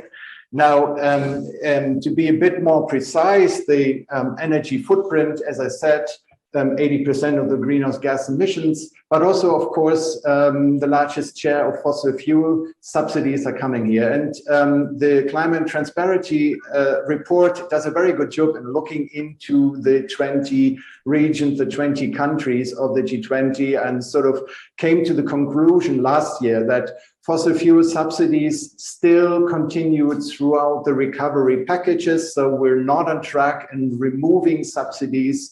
They also stated that financial regulations are improving, and I come to that in a minute. So the G20 is not the case that the G20 isn't aware of this responsibility and isn't doing anything. But are they doing enough? No, we don't think so. It still needs to be ramped up in their emissions. So that also accounts for the different NDCs of every member states, which is not yet on track with a 1.5 degrees trajectory as agreed with the Paris Agreement. Now, when we look into the Rome Declaration, and I'm a big fan of not reinventing the wheel in the G20 every year, but to really look what has been decided, what has been agreed, and then also providing some kind of monitoring here where we are at. In Rome, there was a clear reference in the concluding document on this new financial mechanism with the special drawing rights by the IMF of 650 billion, which I think is a very promising tool. There is a clear reference to the 100 billion promised back in Copenhagen now as of 2020 to provide this by 2030, by 2023. There is a clear commitment on land degradation neutrality by 2030. There is a clear commitment on 30% of global land and at least 30% of the global ocean and seas are protected. So there are some very, let's say, encouraging signals. On the long term, however, there is no binding target in that sense on net zero. It says achieving global net zero greenhouse gas emissions by or around mid-century. You know, you can read this in whatever way. There is a reaffirmation of the Pittsburgh Declaration to phase out and rationalize fossil fuel subsidies, but as said, subsidies to a certain extent are still going on. And there is sort of a clear mentioning of the role of renewable technologies.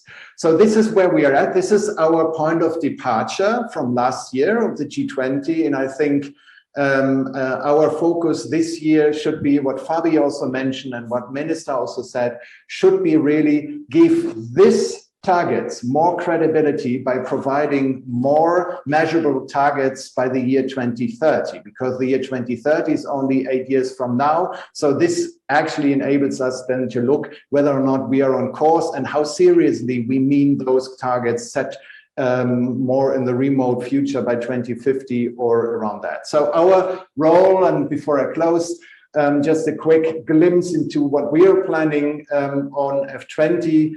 I think these concrete targets, let's say credibility targets for long-term targets in the G20 context, should be, in our view, on renewable energy in particular.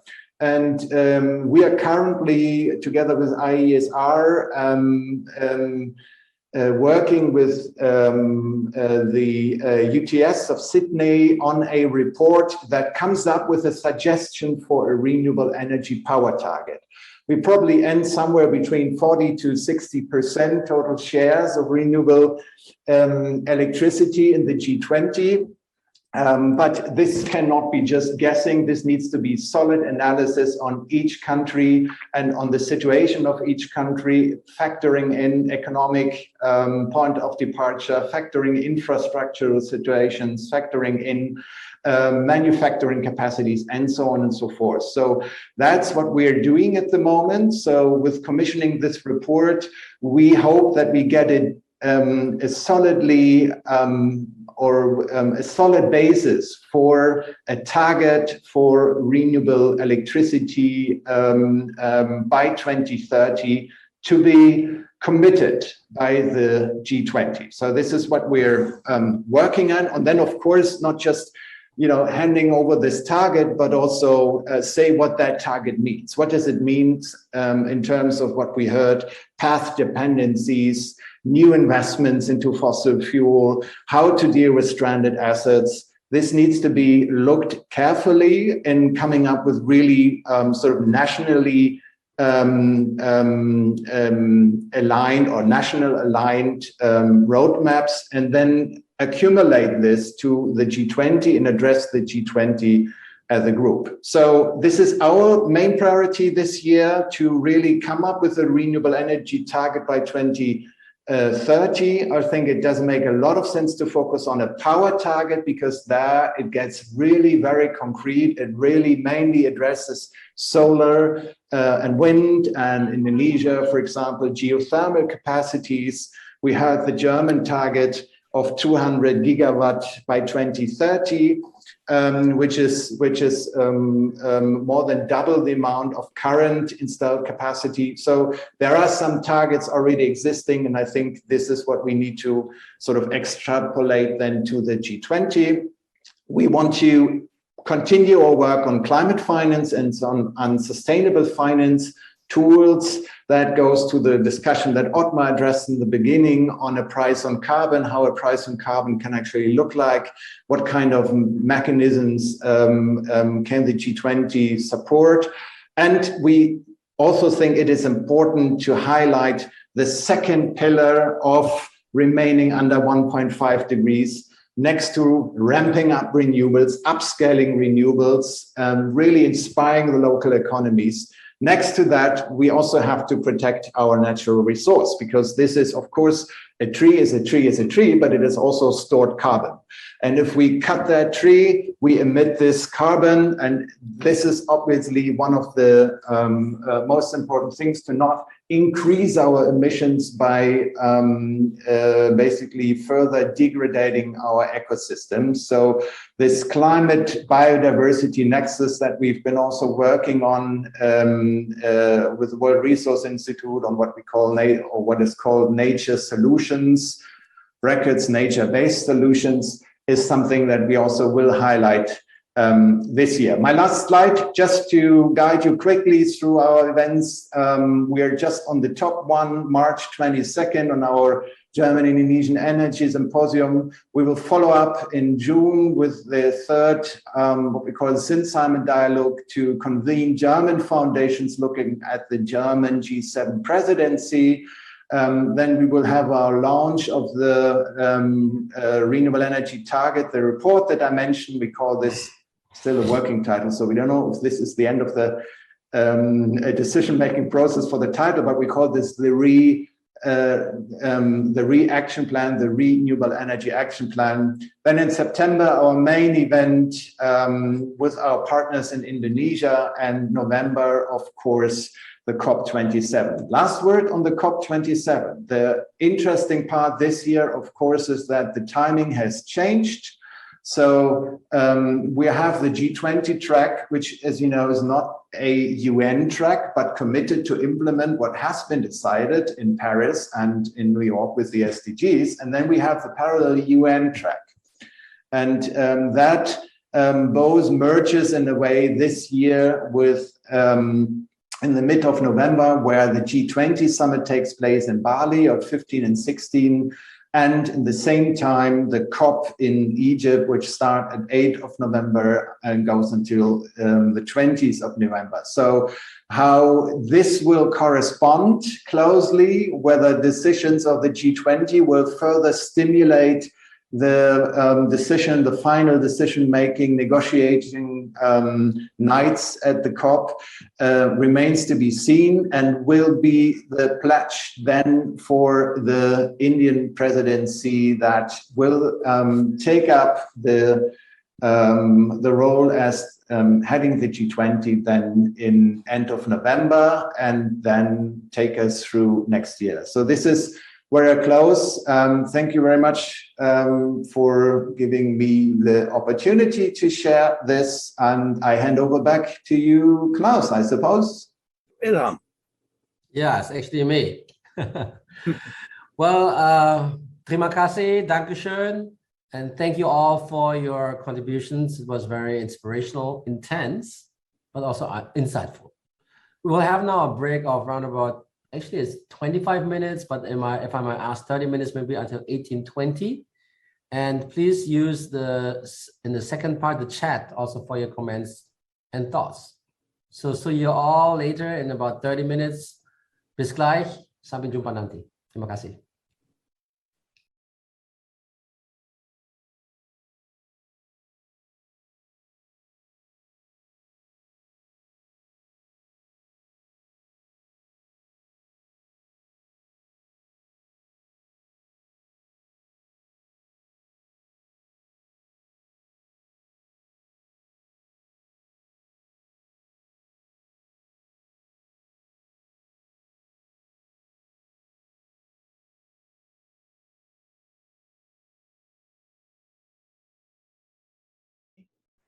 And you are now quite close to the evening in Indonesia. That's really great to meet with you again. Thanks for joining us again for the second part of our symposium. We spoke in the beginning, Ilham did it, of a series of roundtables of Indonesian and German foundations. So now we will hear from foundations and philanthropists in Indonesia and in Germany how they see the just energy transition in their countries. and how they try to be part of the solution. And then we can listen to short statements of other stakeholders in Germany, in Indonesia, which are important for a just and inclusive climate and energy transition in their countries and between the countries.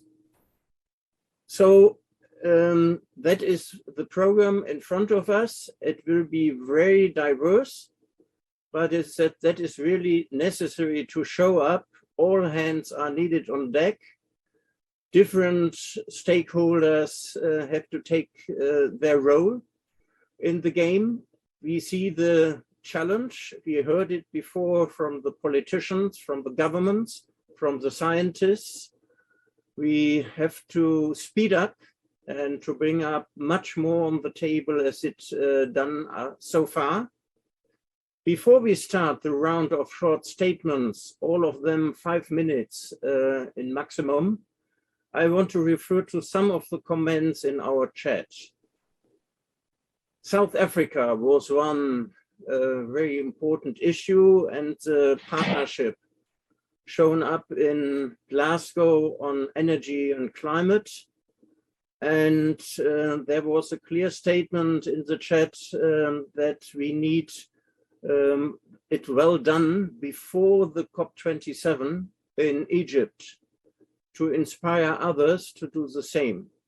And that is very clear. We know it from officials in German government. There is much traffic between South Africa and the supporting countries, not only Germany, but also the EU, the United States, UK, France.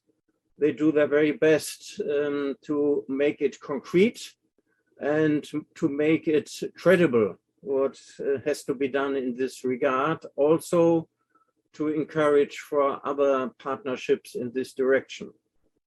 Another point in the chat was home-based industry and the inclusive approach and leave no one behind. That is very important, of course, in Indonesia, in all countries in the world, to speed up with their NDCs, with their net zero targets in the middle of century or even before. What has to be done as an inclusive and just approach. So that is the framing, just energy transition. And that depends, of course, on the circumstances in the specific countries. But that is also important to have this in mind when we speak about the partnerships.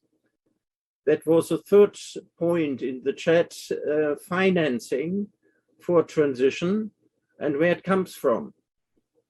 So for specific countries, it should come, of course, also from official and public funding, but we need also the private sector to bring up more and to leverage into the right direction. And that is why we, with foundations, philanthropists, are taking a stand in this discussion, because also foundations, linkage sometimes to business is very helpful to bring up more money, what is really needed, and to bring up the support. But it has also been done in between of the countries, that we have this inclusive approach, leave no one behind. The narrative of the SDGs is so important. And that is also the reason why F20 is assembling not only energy, climate, and energy foundations, but also those from many other fields. And also the difference in size is very important of foundations, and to have community foundations with us in the field. So that can help, and also financing, bringing up the right sources from these fields is absolutely helpful. Another point what was raised in the chat was carbon pricing. but I think Ottmar made a point on this. Ottmar Edenhofer, Professor Edenhofer, he said it's still so important in the field, but of course we need a discussion now when we see the rising prices of gas, coal and oil, worldwide. So carbon pricing has to play its role, and we need to write regulation on this. We know, and that is great, that the Indonesian finance minister, we could see her in a webinar of S20, Science 20, some days ago. They are quite active in this regard. What are the instruments as carbon tax, carbon pricing, also for Indonesia? So far, some points we had in the chat. Please use it again. We make a document on those questions in the chat, and you know, we also can review the event later on, so that we can use it in our constituencies, in your country, in Indonesia, we in Germany, as far as it is possible. So now I start with the first speaker in our short statements, and that is Professor Enya Listani Devi. It's great to have you with us. Good afternoon to you in Jakarta. You are a professor for electrochemical processes, and you are chairman of the Institute for Democracy, Science and Technology at the Habibi Center Foundation. And that's very important that you are dealing a lot on hydrogen and all these technologies. We got the point already before on green hydrogen, what is needed for the energy transition. So I would say to point out what the Habibi Center is doing to be part of the solution. You tell us in 5 minutes, Devi, what is, Enya, excuse me, what is the direction from the Habibi Center? Over to you. Thank you, Klaus, for a nice introduction. Thank you so much, ladies and gentlemen. The energy transition towards net zero emission, and also Klaus mentioned, in 38 years from now, prioritizing 3 significant elements such as technology, energy access, and finance. In order to accelerate this energy transition, we have to collaborate internationally in adopting high and sophisticated technology. In this rapidly progressing transition, business and financial commitments for conventional energy provider such as like coal, diesel, oil, and gas need to be gradually dismissed, and not all at once, so that the funds can be pressed down efficiently. We also need certain policies for shifting the industry from coal to other chemical or industrial material that will open employment opportunities and in the post-mining sector. That is one example. Indeed, we are already familiar that the Ukraine-Russia war illustrated how net zero emission prolongs fossil-based energy impact. Although in the energy mix scenario, renewable energy is for the most part assisted by photovoltaic support, and the size is 10 times than wind energy, 10 times than bioenergy, and even 10 times than nuclear. This is the plant in Indonesia that produce intermittent energy. So, which we must concern about the energy storage technology, particularly in gaseous form, such as hydrogen, to solve those intermittent. Gas can be used for chemical industry and thus further promoting the economic growth. Indonesia is an archipelago country that demands high cost in terms of energy distribution. Thus, a decentralized energy control is in demand. In this decentralization concept, the energy resource in local area can be put in a good use. So especially natural and living resources, because of Indonesia's vast biodiversity, such as we have 14 million hectares of sago plantation, and also we have a big opportunity in algae. So additionally, for the sake of the economic growth, financial investment in renewable energy has to realize a multifunction economy.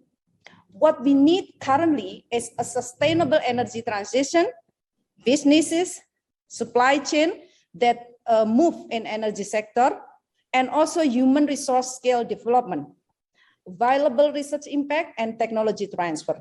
So in the research and innovation field, I am the member also of F20. The energy leap towards advanced science is required, such as carbon capture storage, a next generation of batteries, the hydrogen technology, geothermal energy, and also in the previous session, there is a lot of speaker mentioned about the green ammonia. A lot of Indonesia island depends also on population size. The growing economic is there. Therefore, the people-centered energy can be used as a parameter to realize the energy transition toward modern energy for everyone. So here in the Habibie Center, we are open for sharing knowledge and realizing the cooperation between Indonesia and Germany to deliver policy and technological recommendation, also in regard to in German position as a world leader in optimizing more than 50% of renewable energy. We are now also seeking the part of solution to push the policy recommendation and action plan. For example, the energy decentralization using geothermal potential for electrical resources, as well as tourism, not only the energy, but we can move to the tourism. So the second one is people-centered energy with biomass as its main source for energy generator, as also involving the local community for raw material supply chain. This is also called community collaboration finance. The third one is maximizing the biodiversity potential for creating sustainable energy. So the last one, for the next generation of energy storage, the batteries, and an organic energy carrier, including the hydrogen, would be also need international assistance. So thank you very much for your kind time, and I'm really welcome to share any ideas further. Thank you so much, Klaus. Thank you so much. And Ilham now will introduce the next speaker. Thank you very much, Klaus.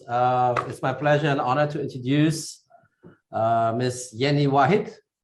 She is the second daughter from our fourth president in Indonesia, Mr. Kiai Haji Abdul Rahman Wahid. She's a former journalist from a newspaper in Australia, the Sydney Morning Herald, and also The Age. She's also a graduate from the University of Harvard School of Government, the John F. Kennedy School of Government, with a master in public administration. In 2016, she became a special staff of then President Bambang Susilo Yudhoyono in communication and political communication. And she really focused on things that had to do with how to work with the society in the grassroots level. In 2009, she got a award as a Young Global Leaders of the World Economic Forum.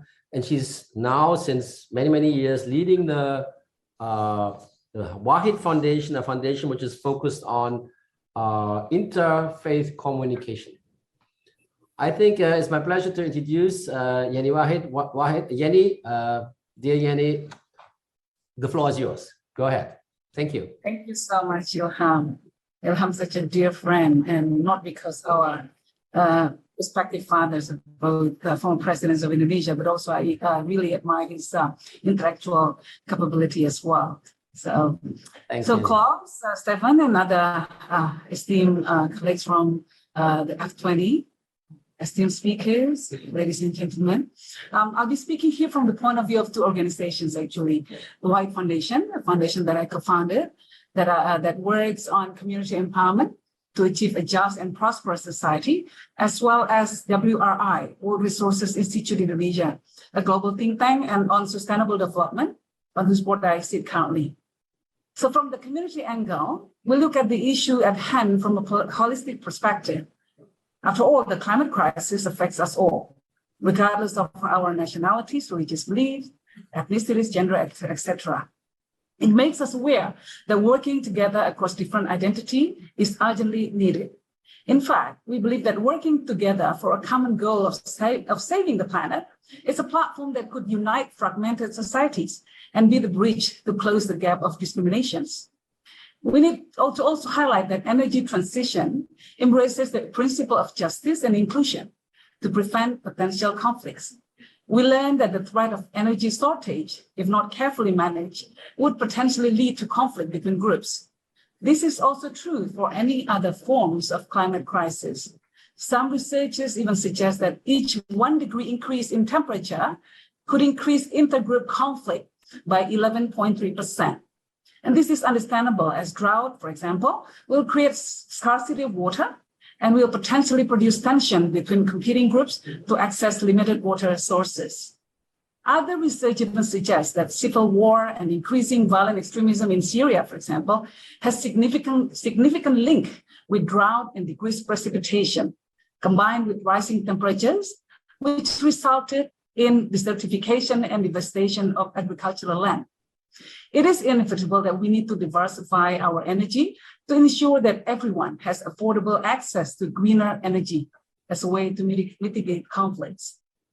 But transitioning to clean energy would need participation from commercial and industrial sector at scale, is something that has been highlighted by all of the speakers before. Worldwide, industrial sector contribute to 54% of energy use. And in Indonesia, the biggest energy consumption comes from the commercial and industrial sector, or about 40% of the total energy use. Decarbonizing this commercial and industrial sector will give impact significantly to the global and national emission reduction, as energy is the biggest contributor to GHG emission worldwide. Many companies and industries worldwide have expressed their commitment towards sustainability, including using and purchasing renewable energy, some with an ambitious goal to use 100% renewable energy in the future.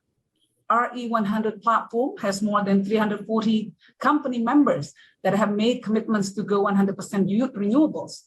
Many of RE100 companies have been operating in Indonesia and other developing countries and consuming energy for their facilities. For example, factories, stores, offices at large scale. Some of these companies have started to install RE technologies such as solar rooftop, biomass-based boiler, etc. Local companies are also starting to follow the trends of sustainability by setting up and implementing their renewable energy target. However, there are still many challenges faced by companies in Indonesia, including in terms of policy, financing, and the availability of clean energy procurement schemes. For example, companies would need significant upfront investment and space availability to install RE technologies in their facilities. And not all companies have these privileges just yet. Furthermore, installing RE technologies in their facilities only cover half part of their energy needs. Meanwhile, the electricity grid from utility is still dominated by fossil fuel, as Ilham earlier mentioned. These challenges hinder the implementation of clean energy to a larger scale in various business sectors. Initiatives such as the Clean Energy Investment Accelerator, or CEIA, which WRI is a part of, is supporting these companies to achieve their RE targets through building the knowledge of available solutions, piloting the technologies, and advising the government and utility on the potential solutions to upscale the RE uptake among companies. In 2019, CIA and its company members have successfully advised PLN, Indonesia's national electricity company, to launch the Renewable Energy Certificates, or RIC, as a green product or an option for the clean energy procurement scheme accessible to the companies. So concerted effort within companies, utility, government, and financiers is imperative to build solutions that can benefit all parties and increase companies' participation in upscaling their uptake in their facilities. But also, on the other hand, communities' preparedness towards climate risk should be mitigated as well. At the White Foundation, together with many UN institutions, we developed the Peace Village initiative that aims to strengthen communities' resilience against potential conflict, such as unequal access to resources and unequal capacity against economic and environmental vulnerabilities. So, ladies and gentlemen, we need a resilient planet as well as a resilient society to sustain our life together. So G20 Presidency of Indonesia is an important milestone to reinforce our commitment to take substantial steps to combat climate change and its impact in a just and inclusive manner. And so we thank you for all of your support. Thank you so much, Jenny. That was very, very helpful and supportive. And we could go into a deeper debate immediately with you, but we just jump to the next honorable speaker. And I'm really very happy and honored to introduce now a pioneer of sustainability and social movement and entrepreneurship in Indonesia. Bambang Ismawan offers a wide array of services to rural farmers to improve agricultural production practices and further Indonesia's development. Throughout Bambang's career and as a founder of Bina Swadaya Foundation, he has been, as I said, a pioneer, also promoting financial sustainability for citizen-led initiatives. Bambang initiated the practice of sustainable citizen-led initiatives for 40 years ago, over 40 years ago, when he launched a financially sustainable rural development organization, Bina Swadaya.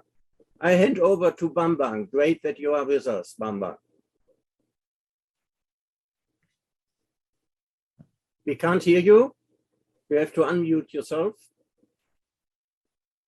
Yeah, you hear me? No? Yeah. No, it's finished again. Please try it again.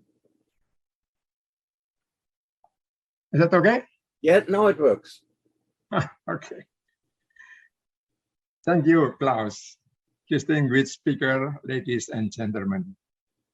Bina Swadaya Foundation support F20 in accelerating clean energy transition ambition, for example, by reducing the use of coal gradually to developed countries by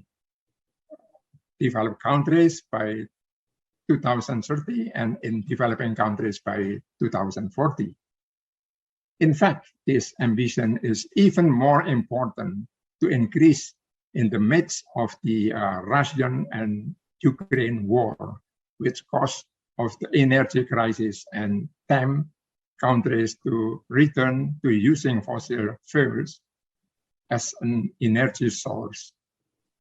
For these reasons, efforts to develop renewable energy are very urgent and important in the midst of the social crisis and the hinder commitment to a clean energy transition. In the above context, global government cooperation to reach an agreement to fulfill the energy transition becomes very important. On the other hand, this effort needs to involve the participation of civil society and industries in formulating commitments and policies for just energy transition. In particular, Bina Swadaya Foundation pays attention to the importance of involving micro-enterprise, which has been assisted and empowered for more than 50 years. Micro-enterprises who running by economically active poor, the number of more than 63 million business units, or around 98.7% of the all business entities in Indonesia, are actively energy users in running their business and everyday life. Availability and access to the efficient energy at the affordable prices is very important for micro enterprises. Binsar Foundation has started to contribute to the renewable energy campaigns in media publication and webinar for the public. In addition, we are trying to develop several projects related to the provisions of renewable energy, for example, for biogas, to support micro and small business in the rural area. In the context of civil society initiative, to support this energy transition, cooperation and support from the F20 members is needed. Thus, this initiative can serve as a model and complement to the commitment and implementations of the G7 and G20 countries in realizing sustainable energy transition. Thank you, Klaus. Ilham, you take over now. Thank you very much, Klaus. It is my pleasure to introduce here another Indonesian gentleman. It is Mr. Sigit Kumala, who is the Chief Executive of Yayasan Dharma Bhakti Astra, or one of the foundation of the Indonesian conglomerate Astra, which is a very big company in Indonesia, active in many fields, in mining, in automotive, particularly in property, plantations, etc., etc. It's well known and for many of the excellent products and services, and it's my pleasure to introduce Pak Sigit here, who is heading the foundation of Astra, which is active in empowering small, medium-sized, community-based enterprises in Indonesia. The floor is yours, Pak Sigit. Terima kasih. Thank you. Thank you, Pak Ilham, for your regards, and also for F20 Foundations who invite us to this session. Thank you so very much, and good afternoon for audience in Indonesia. Ladies and gentlemen, my present will divide it into 3 agendas. First, about the brief information about YDBA, and second, MSME development program, and third, our team's proposal in renewable energy development for MSME, which hopefully, with support from many parties, can be implemented to increase MSME competitiveness without imposing costly effort to them. Here's the first agenda, brief information about YDBA.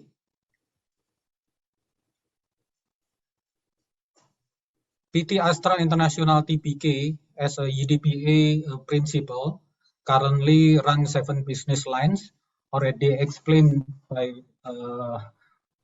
Dr. Ilham Habibi. So mostly come from automotive, financial services, mining, and etc. That is distributed by the 240 affiliate companies and supported by 188,000 employees. Astra has a strategic P roadmap as a guidelines on its journey to be pride of the nation. It consists of portfolio, people, and public contribution roadmap. In implementing public contribution roadmap, Astra implement 4 social contribution pillars, which are health, environment, education, and entrepreneurship. Both programs are synergistically implemented by Astra affiliated companies and 9 Astra Foundation as well. YDBA is an Astra direct subsidiary foundation that implements Astra public contributions in entrepreneurship pillars. We call it Astra Creative. Since we are founded in 1980, we have provided more than 12,000 SMEs with training and coaching. To support the environment program, Astra implements Astra Green through Astra Green Company program that is complies with the national and international legislation standard. Astra implements green energy that can enhance efficiency, reducing costs, and therefore decrease greenhouse gases. On the next pillars, Astra Creative, which implemented by YDBA, we have a MSMEs development framework that aims to support them into self-reliances. To get into the self-reliances level, there are 5 criteria to be fulfilled by the MSMEs, such as human resources development, production, marketing, finance, and environment, health and safety, and corporate social responsibility. YDBA gives Green MSME Award as a recognition for MSME that shows their commitment in implementing the criteria. Now we go to the second agenda.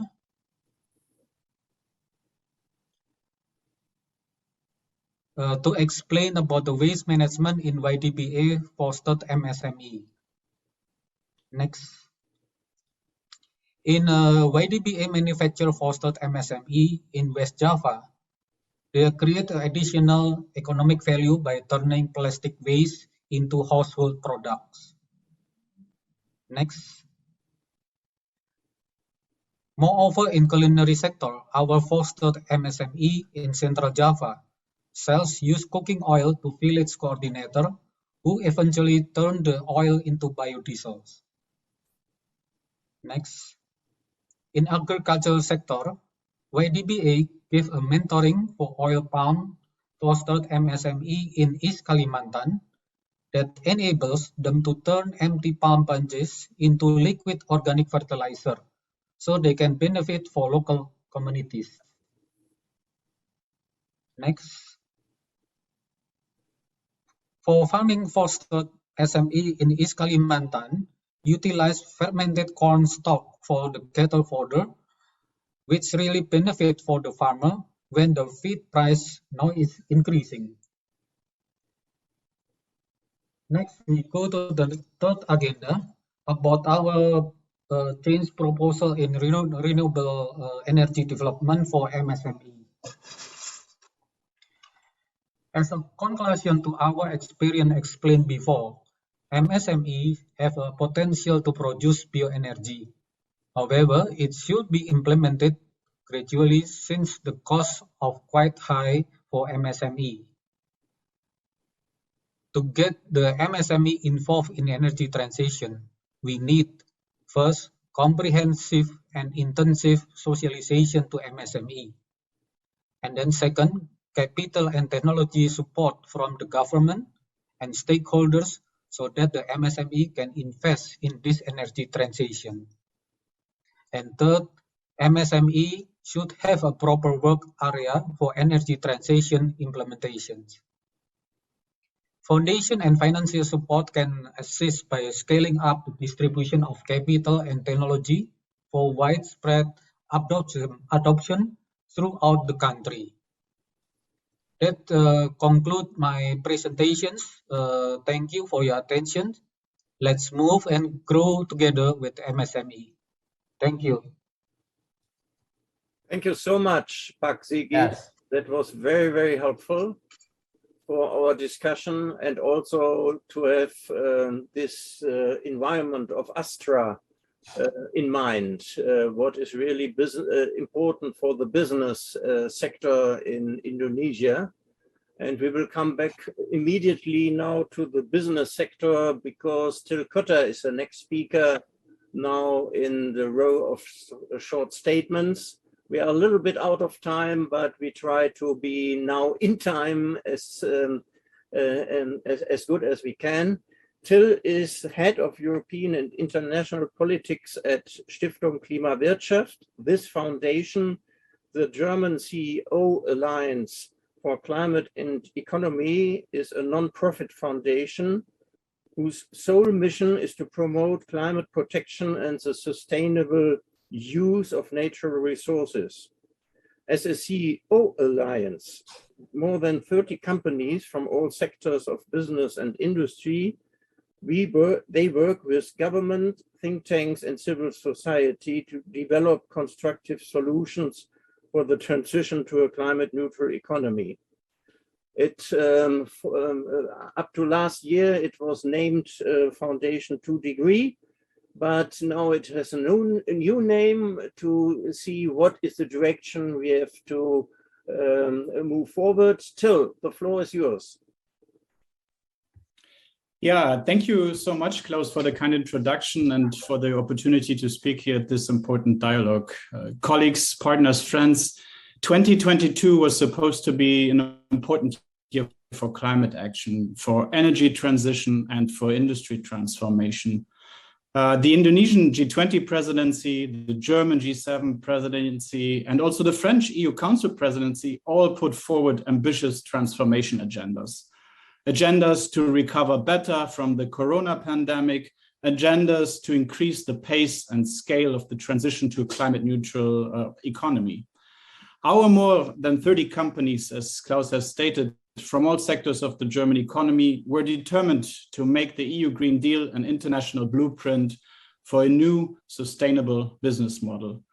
Our companies like Allianz, Heidelberg Cement, ThyssenKrupp Steel, or Wacker Chemistry were eager to take a pole position in the global race to net zero, a position with clear commitments to 1.5 degrees pathways, a position serving as role models for the difficult transition pathways, even in energy-intensive sectors like cement and steel.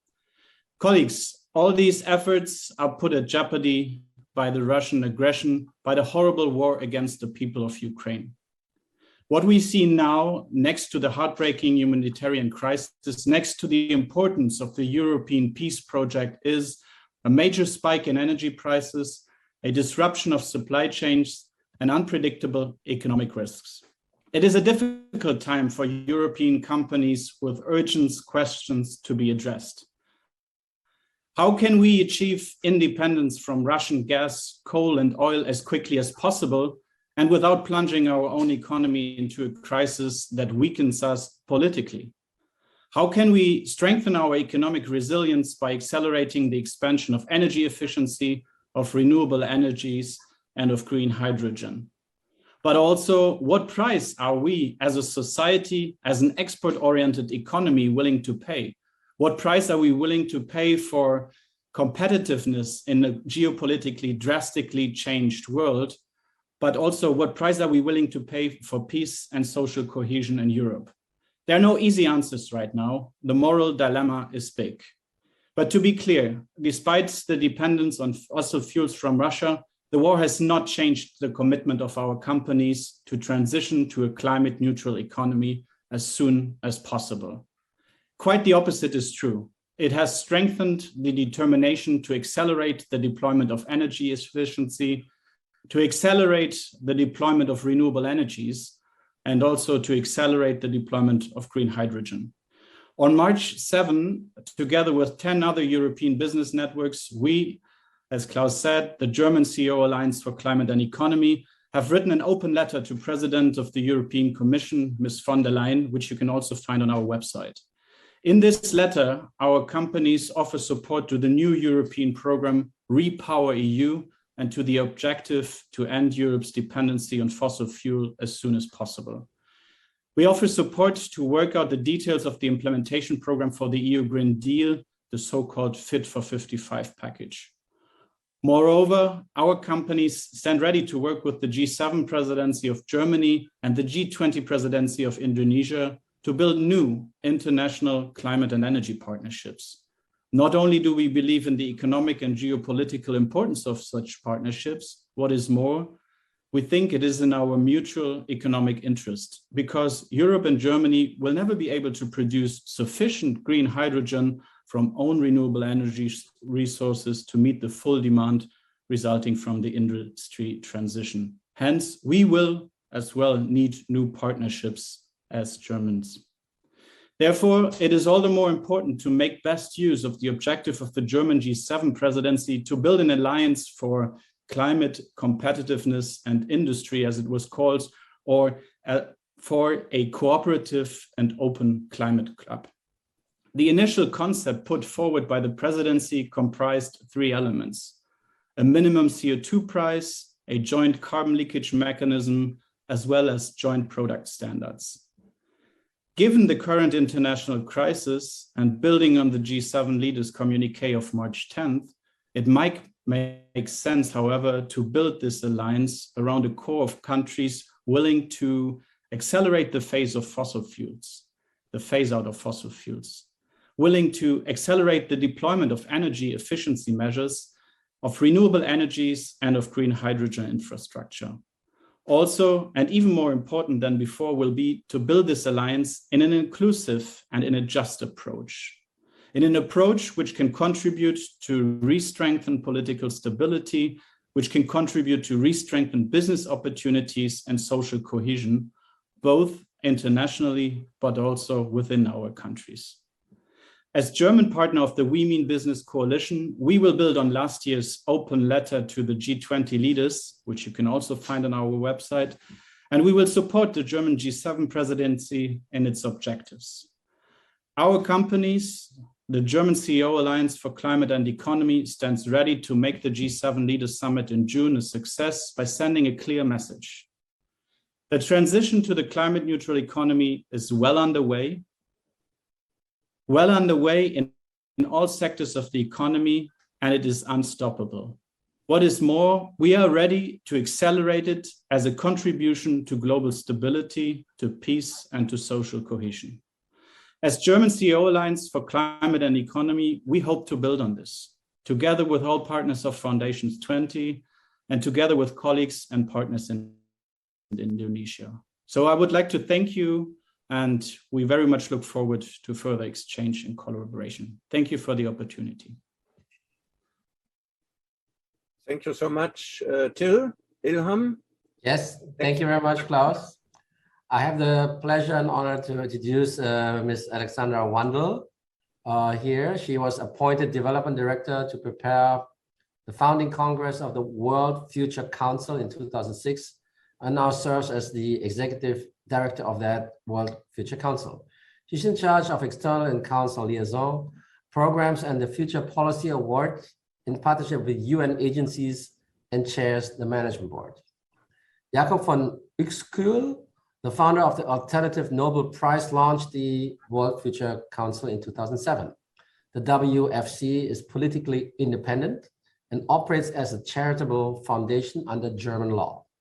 Previously, Alexandra was the European Trade and Sustainability Program Coordinator of Friends of the Earth International in Brussels. Between 1999 and 2006, she coordinated European NGO activities, including at the World Trade Organization Ministerial Conference in Seattle, Doha, Cancun, and Hong Kong, and also the United Nations World Summit on Sustainable Development in Johannesburg. Thank you for coming here, and I'm looking forward to your contribution. The floor is yours, Alexandra. Yes, thank you very much, Ilham Habibi, for this very kind introduction. It's really an honor for me to join you today on this very important German-Indonesian energy transition symposium. And it's really a delight to see many motivated people and organizations working towards a more just and also more peaceful future, especially in these very challenging times. So against the current geopolitical background, it becomes clearer than ever that power and resource conflicts have no place really in our global interconnected world. Therefore, it is more important than ever to have such a strategic discussion on a just energy transformation and how working together can ensure energy security and prosperity based on renewable energies. We therefore very much welcome the move of the Indonesian G20 presidency to make the energy transition a strategic pillar of your presidency. The current situation calls indeed for urgent, rapid, and transformative action. The scale of such transformative action needed to establish renewables as the new normal is only possible with also changing policies and practices. In our view, parliamentarians play a specifically important role as they stipulate over half of all legislation. They adopt budgets, and they also serve as an important check on the executive in times of crisis. They are the ones responsible for establishing framework conditions for just energy transformation, which enable stable investments and innovation. So non-partisan and cross-country dialogue is very much needed in order to acknowledge different energy backgrounds of countries, in order to provide country-tailored policy solutions.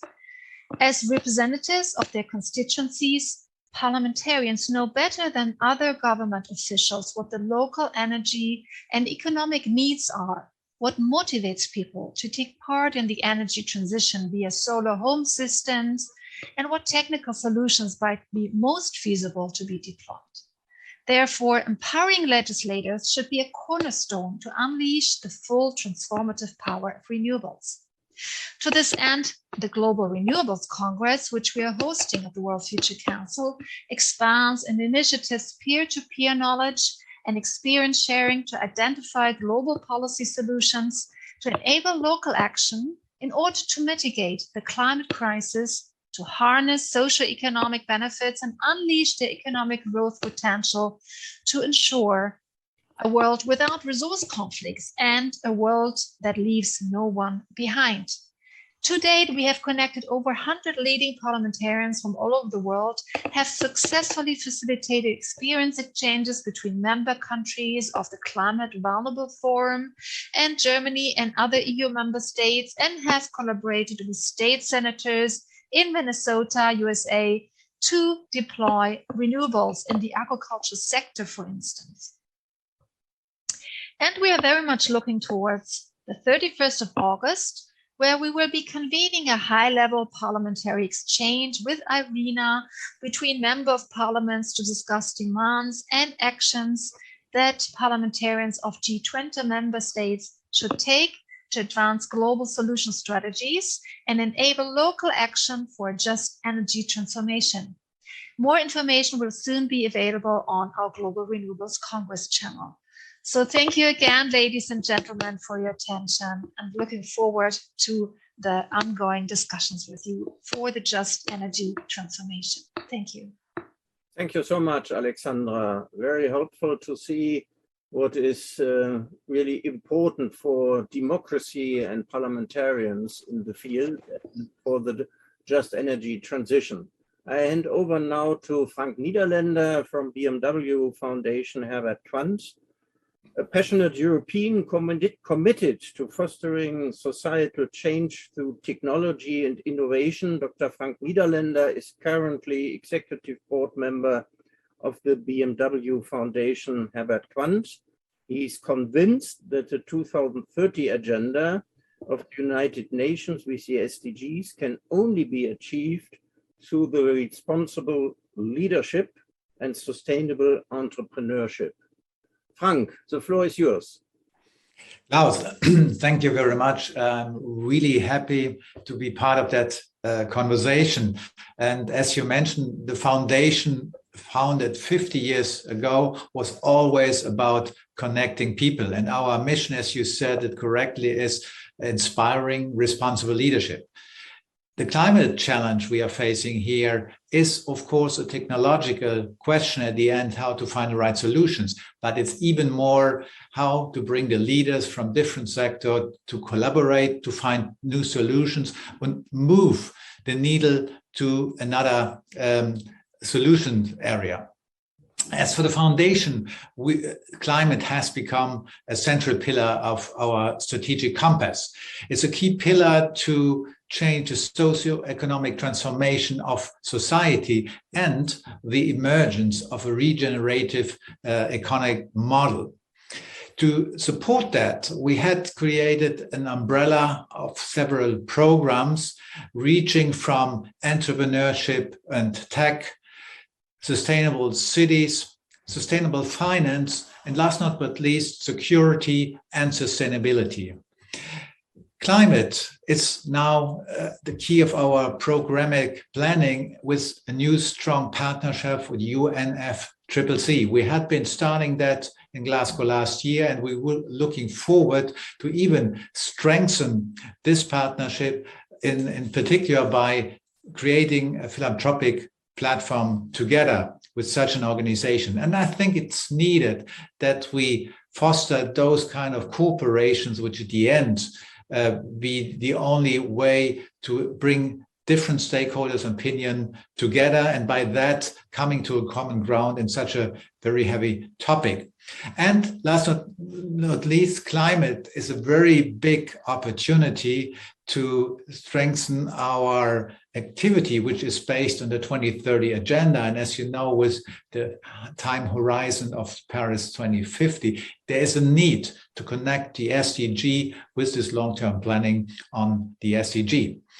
To give you an example, what does that mean in the normal world of our activities? For instance, we have set up an accelerator program called Respond. The crucial element here is to bring tech entrepreneurs together, which are focusing on a sustainable business model. It's not about scaling those models, but it's to showcase that bringing climate action, sustainability, and a successful model is not a contradiction. Another very important element, as I mentioned, are cities. We have built on crafting a network of cities which are looking at several elements of that: resilience, intelligence, the sustainability, but it's also the equity element. And why cities? As you all know, the major part of urban population is moving to that, but even more, there's a leverage. Cities have a strong governance. You can systemize that, showcase in a very condensed room. So finding solution, changing them, driving those innovation, cities is a good place to do that. We provide also cutting edge space for top caliber policymaker. Here we were starting this discussion this year for the first time on the Munich Security Conference. And the key point here was really relating geopolitics with climate action. And as you know, it's much more about the sustainability issues, all the topics. And unfortunately, 2 days later after the conference, the Ukraine crisis has started, but it has shown how dramatically suddenly the whole system we had been relied on didn't work anymore. And here, I think we have seen a dramatic disruption, which will even accelerate further need to foster this transition. And that's why also a platform like the F20 related to the G20 process, or what we are also looking at, the G7, are very, very important platforms to bring the top stakeholders together with frontrunners like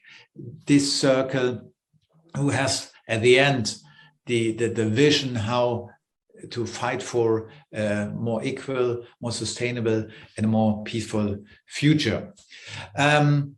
Last but not least, and that's something Klaus and I, we had several discussions. We were able to ramp up the National Advisory Board Impact Investing in Germany, focusing on leading edge methods, ratings, investment policies for a more sustainable investment. And we are related in this context with the GSG at a worldwide level, which, by the way, is also partnering the G20 summit in Indonesia. And we are very much looking forward that that could be the platform to bring more stakeholders together and drive by that the change and the funding which is needed for that huge element. So again, thanks for having us here. Thanks, Klaus, for the initiative. And we are really looking forward to continue and to support your process. Thank you very much for your very meaningful contributions, Frank Nederlander. Yeah. And I'm at the same time also introducing the next participant, which is Mr. Dolf Gielen. He is the director of the IRENA Innovation Technology Center in Bonn since 2011. Dolf Gielen oversees the agency's work on advising member countries in energy transitions, renewable energy, technology status and roadmaps, energy planning, costs and markets, and innovation policy frameworks. IRENA, or the International Renewable Energy Agency, is an intergovernmental organization that supports countries in their transition to a sustainable energy future. Before joining IRENA, Dolf Gielen was chief of the Energy Efficiency and Policy Unit at the United Nations Industrial Development Organization, or UNIDO. From 2002 till 2009, he was a senior energy technology policy analyst at the International Energy Agency, or IEA. Dolf Gielen, the floor is yours. Thank you. Yeah, thank you for that introduction. I'll try to be brief. So first, IRENA is working in the region with ASEAN since 2017, and regular dialogue meetings take place at the ministerial and senior officials level. And we issued a first roadmap for energy transition in ASEAN a few years ago. That is currently being updated. We're doing 3 types of analysis. One is a regional analysis for ASEAN, for all the 10 ASEAN members individually, but also more in-depth analysis for Indonesia and for Malaysia. And all of this work is done in cooperation with the government of Denmark. So the goal is to show ambitious pathways for energy transition and renewable energy and explore their implications. The Indonesia results are expected in Q2. It's a result of a 3 years of work. It's done in close cooperation with the Indonesian stakeholders and the ASEAN Center for Energy. We see a need to increase electricity use significantly for energy transition, in the order of factor 5 to 6 out to the coming to 2050.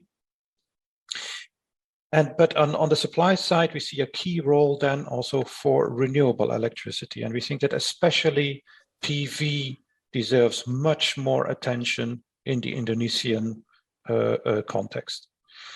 You talked about the issues of the islands, and Java is, of course, of specific relevance in that context, being the bulk of Indonesian electricity demand. At the same time, there's not that much space.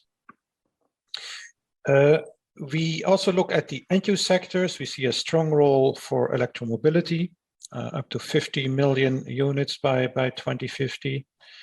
And we also looked at solutions for industry and for other types of energy use.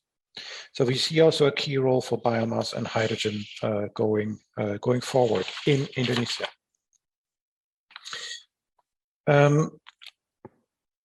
We are also working with the government of Indonesia in the context of the G20 presidency. We're supporting 2 roundtables that will take place in early June. One focus on the expanding renewable energy and driving down emissions consistent with net zero around mid-century for G20 and ASEAN. And the other one focuses on storage. And in that context, we're looking at batteries, but also at pumped hydro and also at hydrogen. So that's a discussion we think can be very, very interesting and relevant. And I'll stop here. Thank you very much. Thank you very much, Dolf Gielen. And I think it's very important that we know what IRENA is doing, because I think in the context of what we're talking today, it's one of the major organizations that has a lot of contributions to this very important topic. In the interest of time, I presume that we just not use the buffer time, right? We just go ahead straight to the next speaker, who is Mrs. Shinta Kamdami.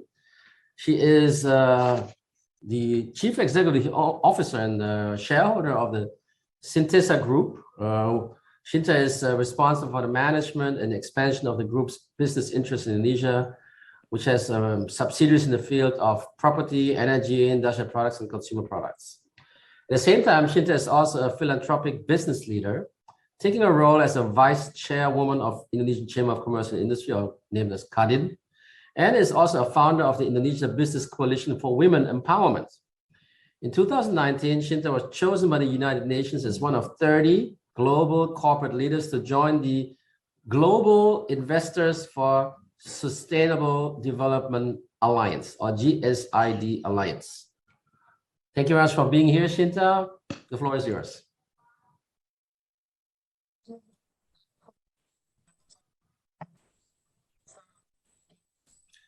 B20 as the chair of B20. Yes, I forgot the chair of B20. Yes. It's okay. It's okay. And also my friend. Thank you for the invitation, Foundation 20. I'm honored here to give our perspective on this issue, energy transition, and also to share a little bit on what we're doing on the B20 level on this particular issue. I remembered in Glasgow last year at the COP26, a right direction and plan for our economy has been made when Indonesian government has committed to a net zero economy by 2060 and phasing out, we call the coal-fired power plants by 2040 with international assistance. The positive move by government has encouraged more business to transform its operation to be more sustainable and greener since then. The responsibility of achieving this Indonesia ambitious climate goal is indeed impossible to be just handed by government. A variety of climate solutions like deforestation, circular economy, and energy transition required an active involvement of businesses or private sectors. Government may have political tools through policy output and national climate regulations. However, we must admit businesses have rooms for innovation and financial resources. This year, Indonesia has a strategic chance to lead the global energy transition efforts, and it is clearly manifested from President Jokowi's G20 vision and generated to almost all relevant working and engagement groups, including the B20 Indonesia, which is the business engagement group of G20. The big question is now, to what extent the B20 Indonesia under the G20 umbrella can help Indonesia to achieve its energy transition goals. So far, there are at least 6 ways to work on it. The first, B20 Indonesia put a strong emphasis on energy security, in which measured by the capacity to meet current and future energy demand reliability, and also withstanding and bounce back swiftly from a system shock with minimal disruption to supplies. During the COVID-19 pandemic, about $311 billion of G20 governments response is served to serve the cost of fossil fuel product producing and consuming activities, including for subsidies and also to save supply. It is more costly than budget allocated to finance clean energy, which is estimated only about $144 billion according to the International Institute for Sustainable Development. B20 Indonesia pushed for the acceleration for stable energy use and fossil-free recovery by G20 governments. We drive for practical solutions from developing markets, supply chains, and technology for alternative energy, and to mandate a minimum proportion of renewable energy-based infrastructure development in the G20 countries. Second, we understand that energy transition is not an easy and short process, yet it has to be conducted in a just and orderly manner. B20 Indonesia is currently developing the policy recommendation to mitigate financial impacts and address loss of livelihood of energy transition. We should not let anybody feel harmed by this, including skilled fossil fuel sector employees. Businesses in the B20 Indonesia are working to prepare advice for G20 government to anticipate and match labor market and skill needs towards energy transition and green growth. Hence, the transition should also consider the different capability, needs, and domestic situation. Although the potential of energy transformation are present in all G20 countries, different paths and engagement are understandable. G24 must act as the supporting driver for each and all of them. Third, B20 Indonesia is also highly concerned on the lack of access to basic energy service that drives persistent poverty and gender inequality. We will promote some recommendation to enhance access, affordability, and end-use technology adoption of clear energy, not only for large business, but also for household and MSME. Fourth, there are direct benefit for Indonesia, obviously. Yes. Let me provide you to one example. Indonesia, from its investment ministry, just recently offered 47 projects worth over 155 trillion rupiah or 11 billion US dollar in green projects across archipelago, including some big renewable energy plants. The ministry is planning to promote this project throughout this year during the G20 presidency, specifically at the site events. Today, Indonesia remains far behind many countries in the region for renewable energy. China installed capacity of renewable energy reaches 890 gigawatts, accounting for 32% of the global total. Thailand also one of the successful story among the Southeast Asian, in which its renewable energy capacity now total roughly 1/3 of the country total energy mix. Meanwhile, Indonesia is still in progress, developing around 90 gigawatts renewable energy measured from 2011 to 2022. Indonesia potential in renewable energy is highly promising, yet requires over $16 billion of investment annually up to 2030 to gain the optimum outcomes. B20 as the group that involves more than 2,000 leading businesses and investors in the community from across the globe are present as the potential partners to bring technology and capital in and eventually supporting the government plans. Fifth, B20 Indonesia endorsed also an innovative reform in multiple aspects of energy transition. Although there are some positive development, continuous reform needs to be encouraged to improve the investment climate for renewable energy, from reducing tariff or pricing barriers, provide financial incentive, and also enabling PPP, public-private partnership collaboration in energy research and development, promoting affordable renewable energy products, as well as set standard of energy efficiency. And lastly, we don't want to see B20 Indonesia as only a one-stop event and nothing tangible resulted from the meeting. We are preparing a long-lasting legacy in a form of, for example, a carbon market hub. The B20 members and all partners are still working on it. We are open to any inputs from those who are joining today to share our legacy. Thank you once again to Foundation 20 for this invitation, and let's work together to push for bold action from the G20 government this year in the area of energy transition. Thank you. Thank you very much, Shinta Kamdani. That was very, very helpful, and we are ready to this B20. And that is our style, not only with B20, but with all the other engagement groups in the process of G20.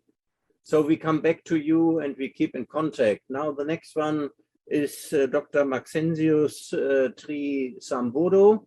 He is linked very much with S20, Science 20. And that is very important. He's a senior researcher at the Indonesian Institute of Sciences, LIPI, and the Economic Research Center. Maxensius, the floor is yours. Okay, thank you, Klaus. I would like to thank you for this opportunity. Ladies and gentlemen, 5 days ago, President Joko Widodo pointed out three area or three levels of just energy transitions, namely clean energy, financing, research and technology. However, I think there's another elements that we also need to consider, such as how we can improve policy and bureaucratic environments, and also how we can refocusing energy subsidy budget. So I think we are agree that energy sector will become the major CO2 emissions in Indonesia, especially from electricity sectors. And we are aware that coal already become a backbone of power sector in Indonesia. And the data also indicate that in 2021, around 70% of the electricity production still based on coal. In fact, in 2014, it's just about 51. So we are in the situations carbon lock-in in power sectors. However, we also aware that coal already benefits a lot of Indonesian economy and also the society and economic competitiveness, such as increasing electrification ratio, increasing electricity consumption that we are still below other countries with some level of incomes, and then improve better supply reliability conditions, and then also make price electricity more stable and reduce electricity subsidy burdens, and also increase state revenue. However, we also aware there's another negative impact of high intensity of energy use. My observation indicate that between 2021 and 2030, Indonesia still developed new coal power plants, but the share has been decreased quite substantially from to about 34%. Before, between 2020 and 2020 is around 73% for the new installed capacity. So this indicates that Indonesia have do their best to reduce new coal power plants in the power system.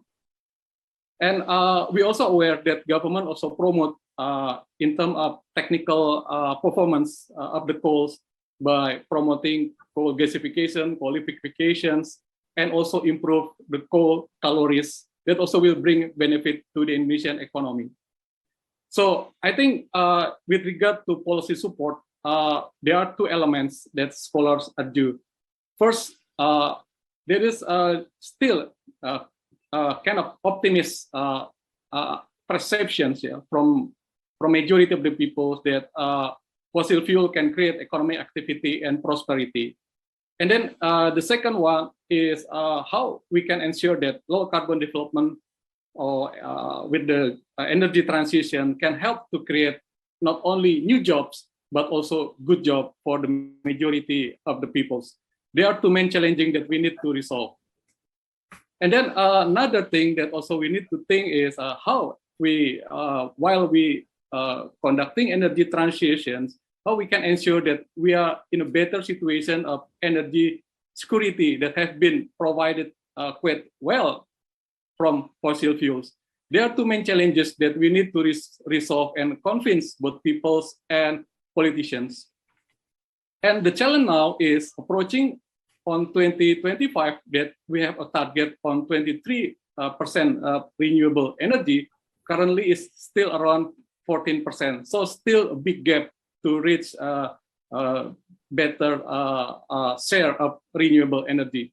And government aware with these situations by promoting fiscal incentive, both tax holiday, tax allowance, and then import duty exemptions, reduction on value-added tax, income tax, and others instrument of fiscal policy. However, I agree that it is not enough. It is not enough, and government also need to change how we can make a better environment in terms of bureaucracy and the complexity in dealing with renewable energy business. There are several challenges that we investigate, such as socio-culture, economic, technology, and governance. And our finding indicate that governance is the major obstacle for energy transition in Indonesia, especially we still look ego among government agency and other sectors. So I think the challenge now is how we can improve our shared visions, equal responsibility, and also commensurate governance rules, and also make fiscal incentive more effective. I think we still remember how our former Vice President, Pak Yusuf Kala, argued that it needs more than 12 years to develop hydropower plant in central Sulawesi, that mostly driven by bureaucratic problems. So now what we have to do is we need to change the mindsets, especially how we can create new demands and better demand for renewable energy. And there are a lot of instruments that is quite effective, such as renewable energy certificate that has been used for electricity power sector in Indonesia to increase demand on renewable energy. And also there are many pressure from developed countries to make sure that the companies in developing countries such as Indonesia, they conduct decarbonizations in effective way. And then another element that we need to consider is about how we can reallocate the energy subsidy budget for promoting renewable energy transitions. For example, we almost spend half of the budget for energy transitions to energy subsidy that mostly benefit for fossil fuels, and also goes to the rich peoples instead of the poor peoples. So how we can change the mindset of the policymakers, even though this is maybe quite politically difficult. Okay. And then, yeah, I think that's the essence that we need to do with better allocation subsidy for improving kind of technical and research and development in the countries. I think that's all my short comment. Thank you so much for this opportunity. Thank you very much. And Ilham, you hand over to the next speaker. Yes, I will. Thank you very much, Klaus. It's my pleasure to introduce Rizal Algamar as the chair of the executive board of Philanthropy Indonesia, which has 110 members in Indonesia. He's currently also with Tropical Forest Alliance, hosted by the World Economic Forum as their Southeast Asia Regional Director. TFA is a leading multi-stakeholder partnership platform that catalyzes the power of collective action to drive the world's transition to deforestation-free supply chains and ensuring a forest-positive future. Philanthropy Indonesia is an independent association of philanthropic individuals and organizations whose aim is to advance philanthropic ecosystem in Indonesia. Thank you very much for being here, Rizal. May I kindly ask you to, we are way overdue, I think, in time, and so we really need to keep sharp 5 minutes if possible. Thank you very much. Thank you, Pa Ilham. I'll be quick. Allow me to start just by highlighting the new report released earlier this month by the UN Intergovernmental Panel on Climate Change, or the IPCC, that looks at the causes, impacts, and solutions to climate change. There are 5 things that we can learn from the IPCC report. Number 1, things are way worse than we thought.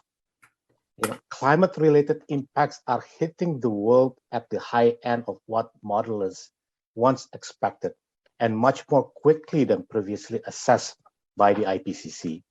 Number 2, loss and damage now get scientific backing. This is important as it underscores the urgency with which we must prepare for climate change and address the new reality of loss and damage.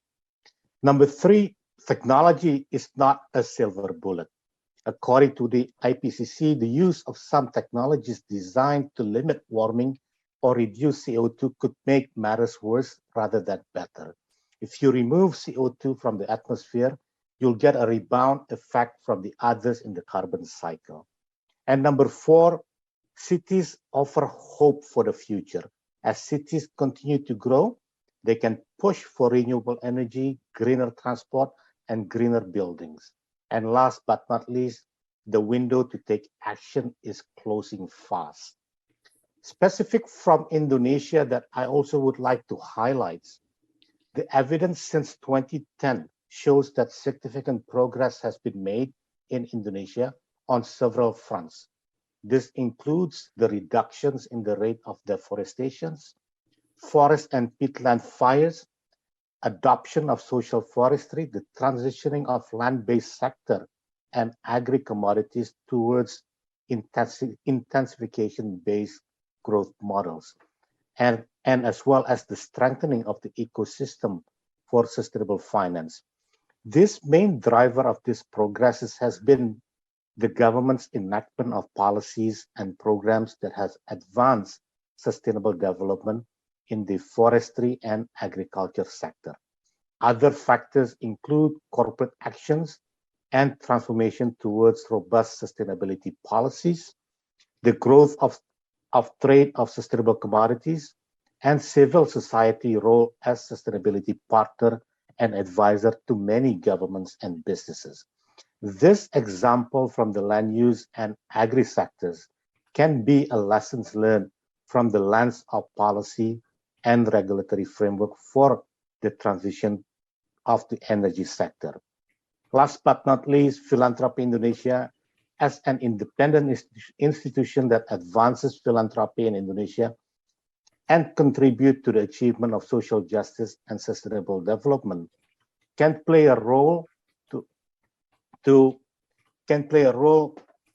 as it provide a platform for collaboration intended to mobilize collective action, or gotong royong in our language, and build a strong community of philanthropists, as well as to mobilize and shape innovative financing mechanism to advance the SDGs and contribute to the pathway of 1.5 degrees Celsius.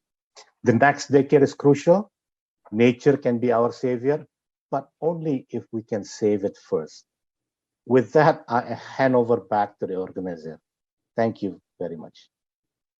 Thank you so much, Rizal. That was very important to hear from your side, and we are ready to cooperate deeply with Philanthropy Indonesia in the next weeks and months, also in our main event in September, and of course also in future. I think it's not enough to do the very best in this year, but we need continuity. I hand over now to Christoph Bartz, our last speaker now, from civil society and the NGO sector.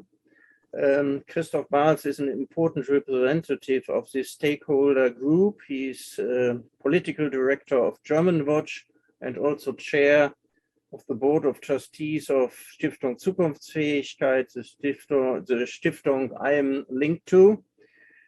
Christoph, some main takeaways from your side today, and what could be next positive steps in all the threatening situation? Christoph, over to you. Yes, thank you very much. And it was a pleasure to be part of this exciting conference. And I want to indeed tell you what my main outcomes were, what I've heard from the different speakers in this conference. Point one, that science is very strong in the need to action. Rizal just pointed this out, Patrick, in the beginning regarding Arctic and Antarctic and sea level rise, that this is the challenge of our generation. That Fabi pointed out the challenges for coastal cities, and Stefan made very clear the point that mid-century greenhouse gas neutrality and 1.5 is still a decision we can make, but a huge challenge to go there. And at the same time also that adaptation and loss and damage is now more and more needed than ever before. We need a resilient planet, as Jenny has put it, and what an interesting challenge for all of us to cooperate for such a livable, healthy planet. It was also clear that due to the Ukrainian crisis, the war in Ukraine, that the need to act and to deliver on a quick phase out of fossil fuels is even more urgent than ever before, and that there are now geopolitical reasons adding to the climate political reasons. The second point, due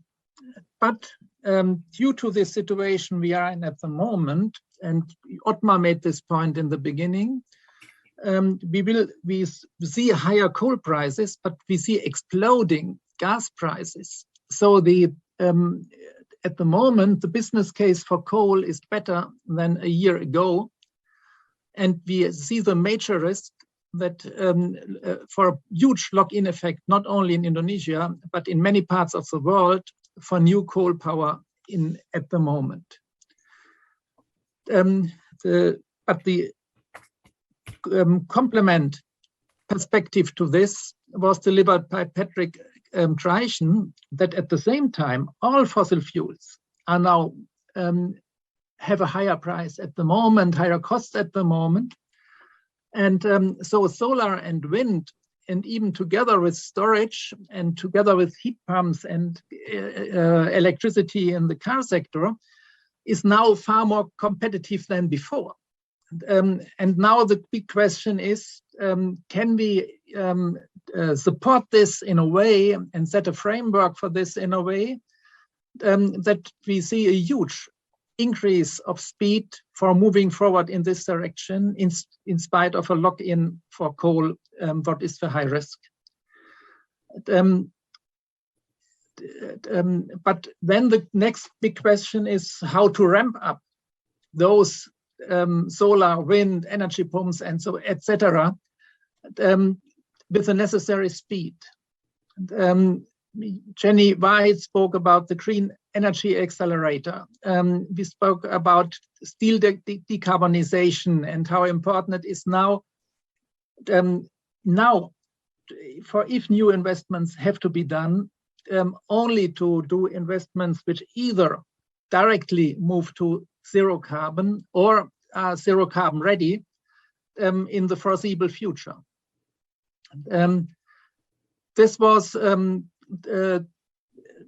strong impetus, and partnerships like this with South Africa are one vehicle to move this forward. And there might be such a partnership also with Indonesia in the coming months. And it would be very good to prepare this clearly what is needed, that Indonesia can make those jumps in energy efficiency, in renewable energies, and in the last presentation, it was also the sector of agriculture and forestry mentioned. But this is not only to phase out of coal, but also to give a socio-economic perspective at the same time that is needed. Otherwise, it will not get the traction we need. And what is the role of G20 and G7 in this context? Minister Luhut was very clear in that making the point that a lot of capital is needed, public and private.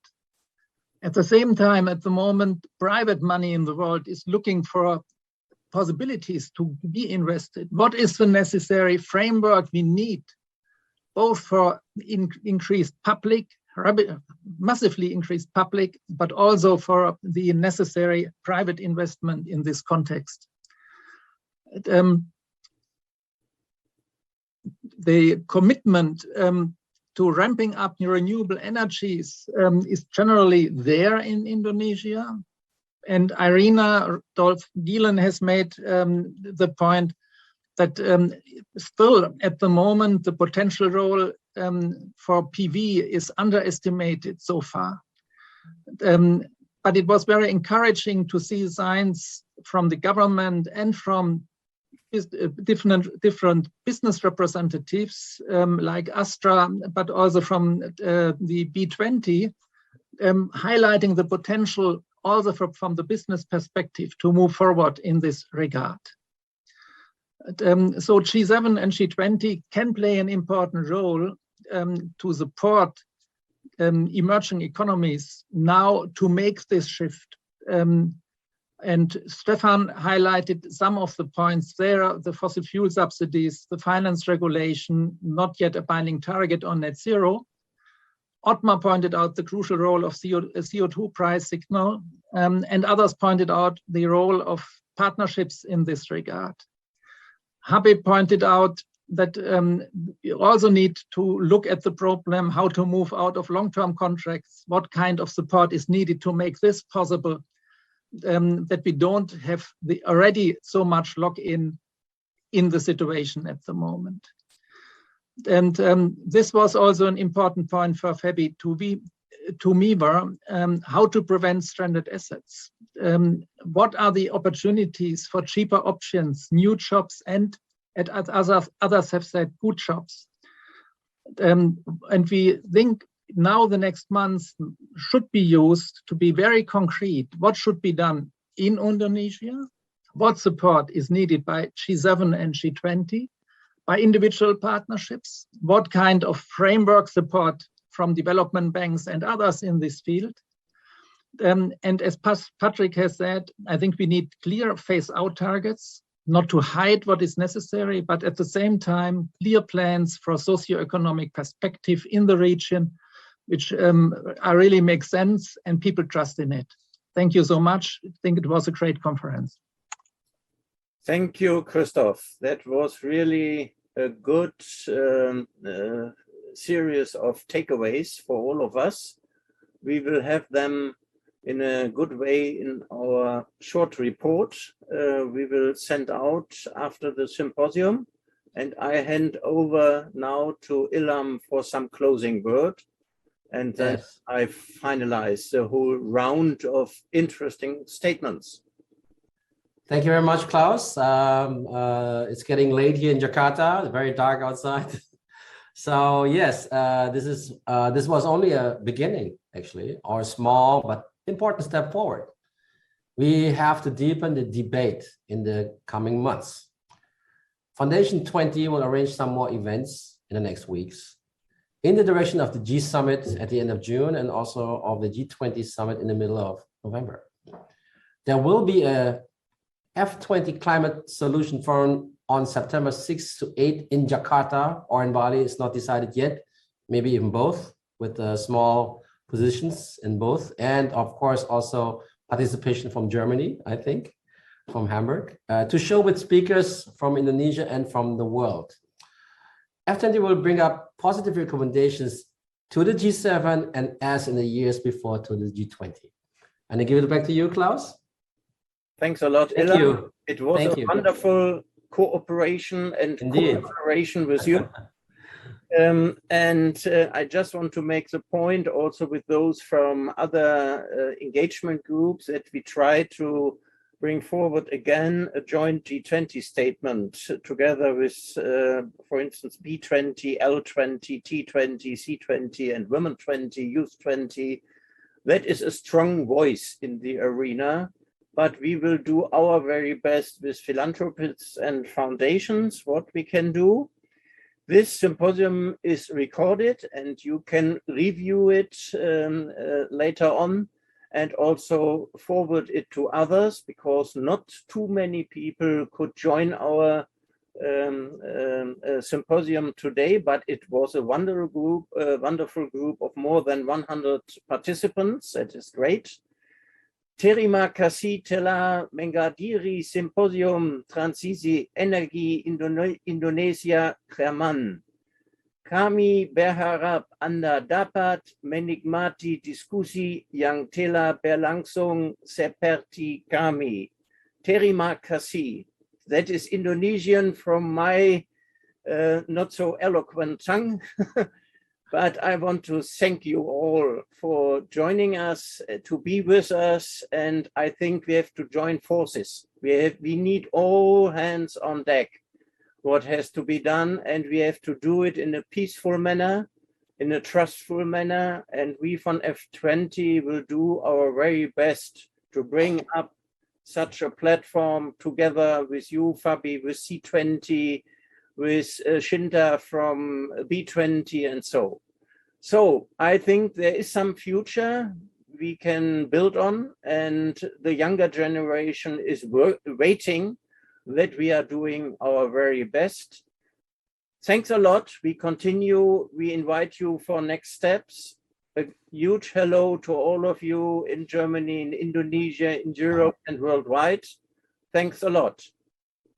Vielen Dank auch aus Jakarta. Thank you. Vielen Dank, bis bald. Thank you very much. Sampai jumpa. Vielen Dank.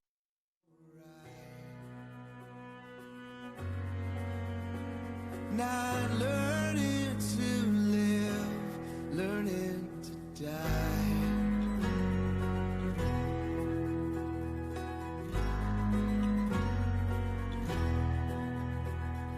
And all my secrets run to the bright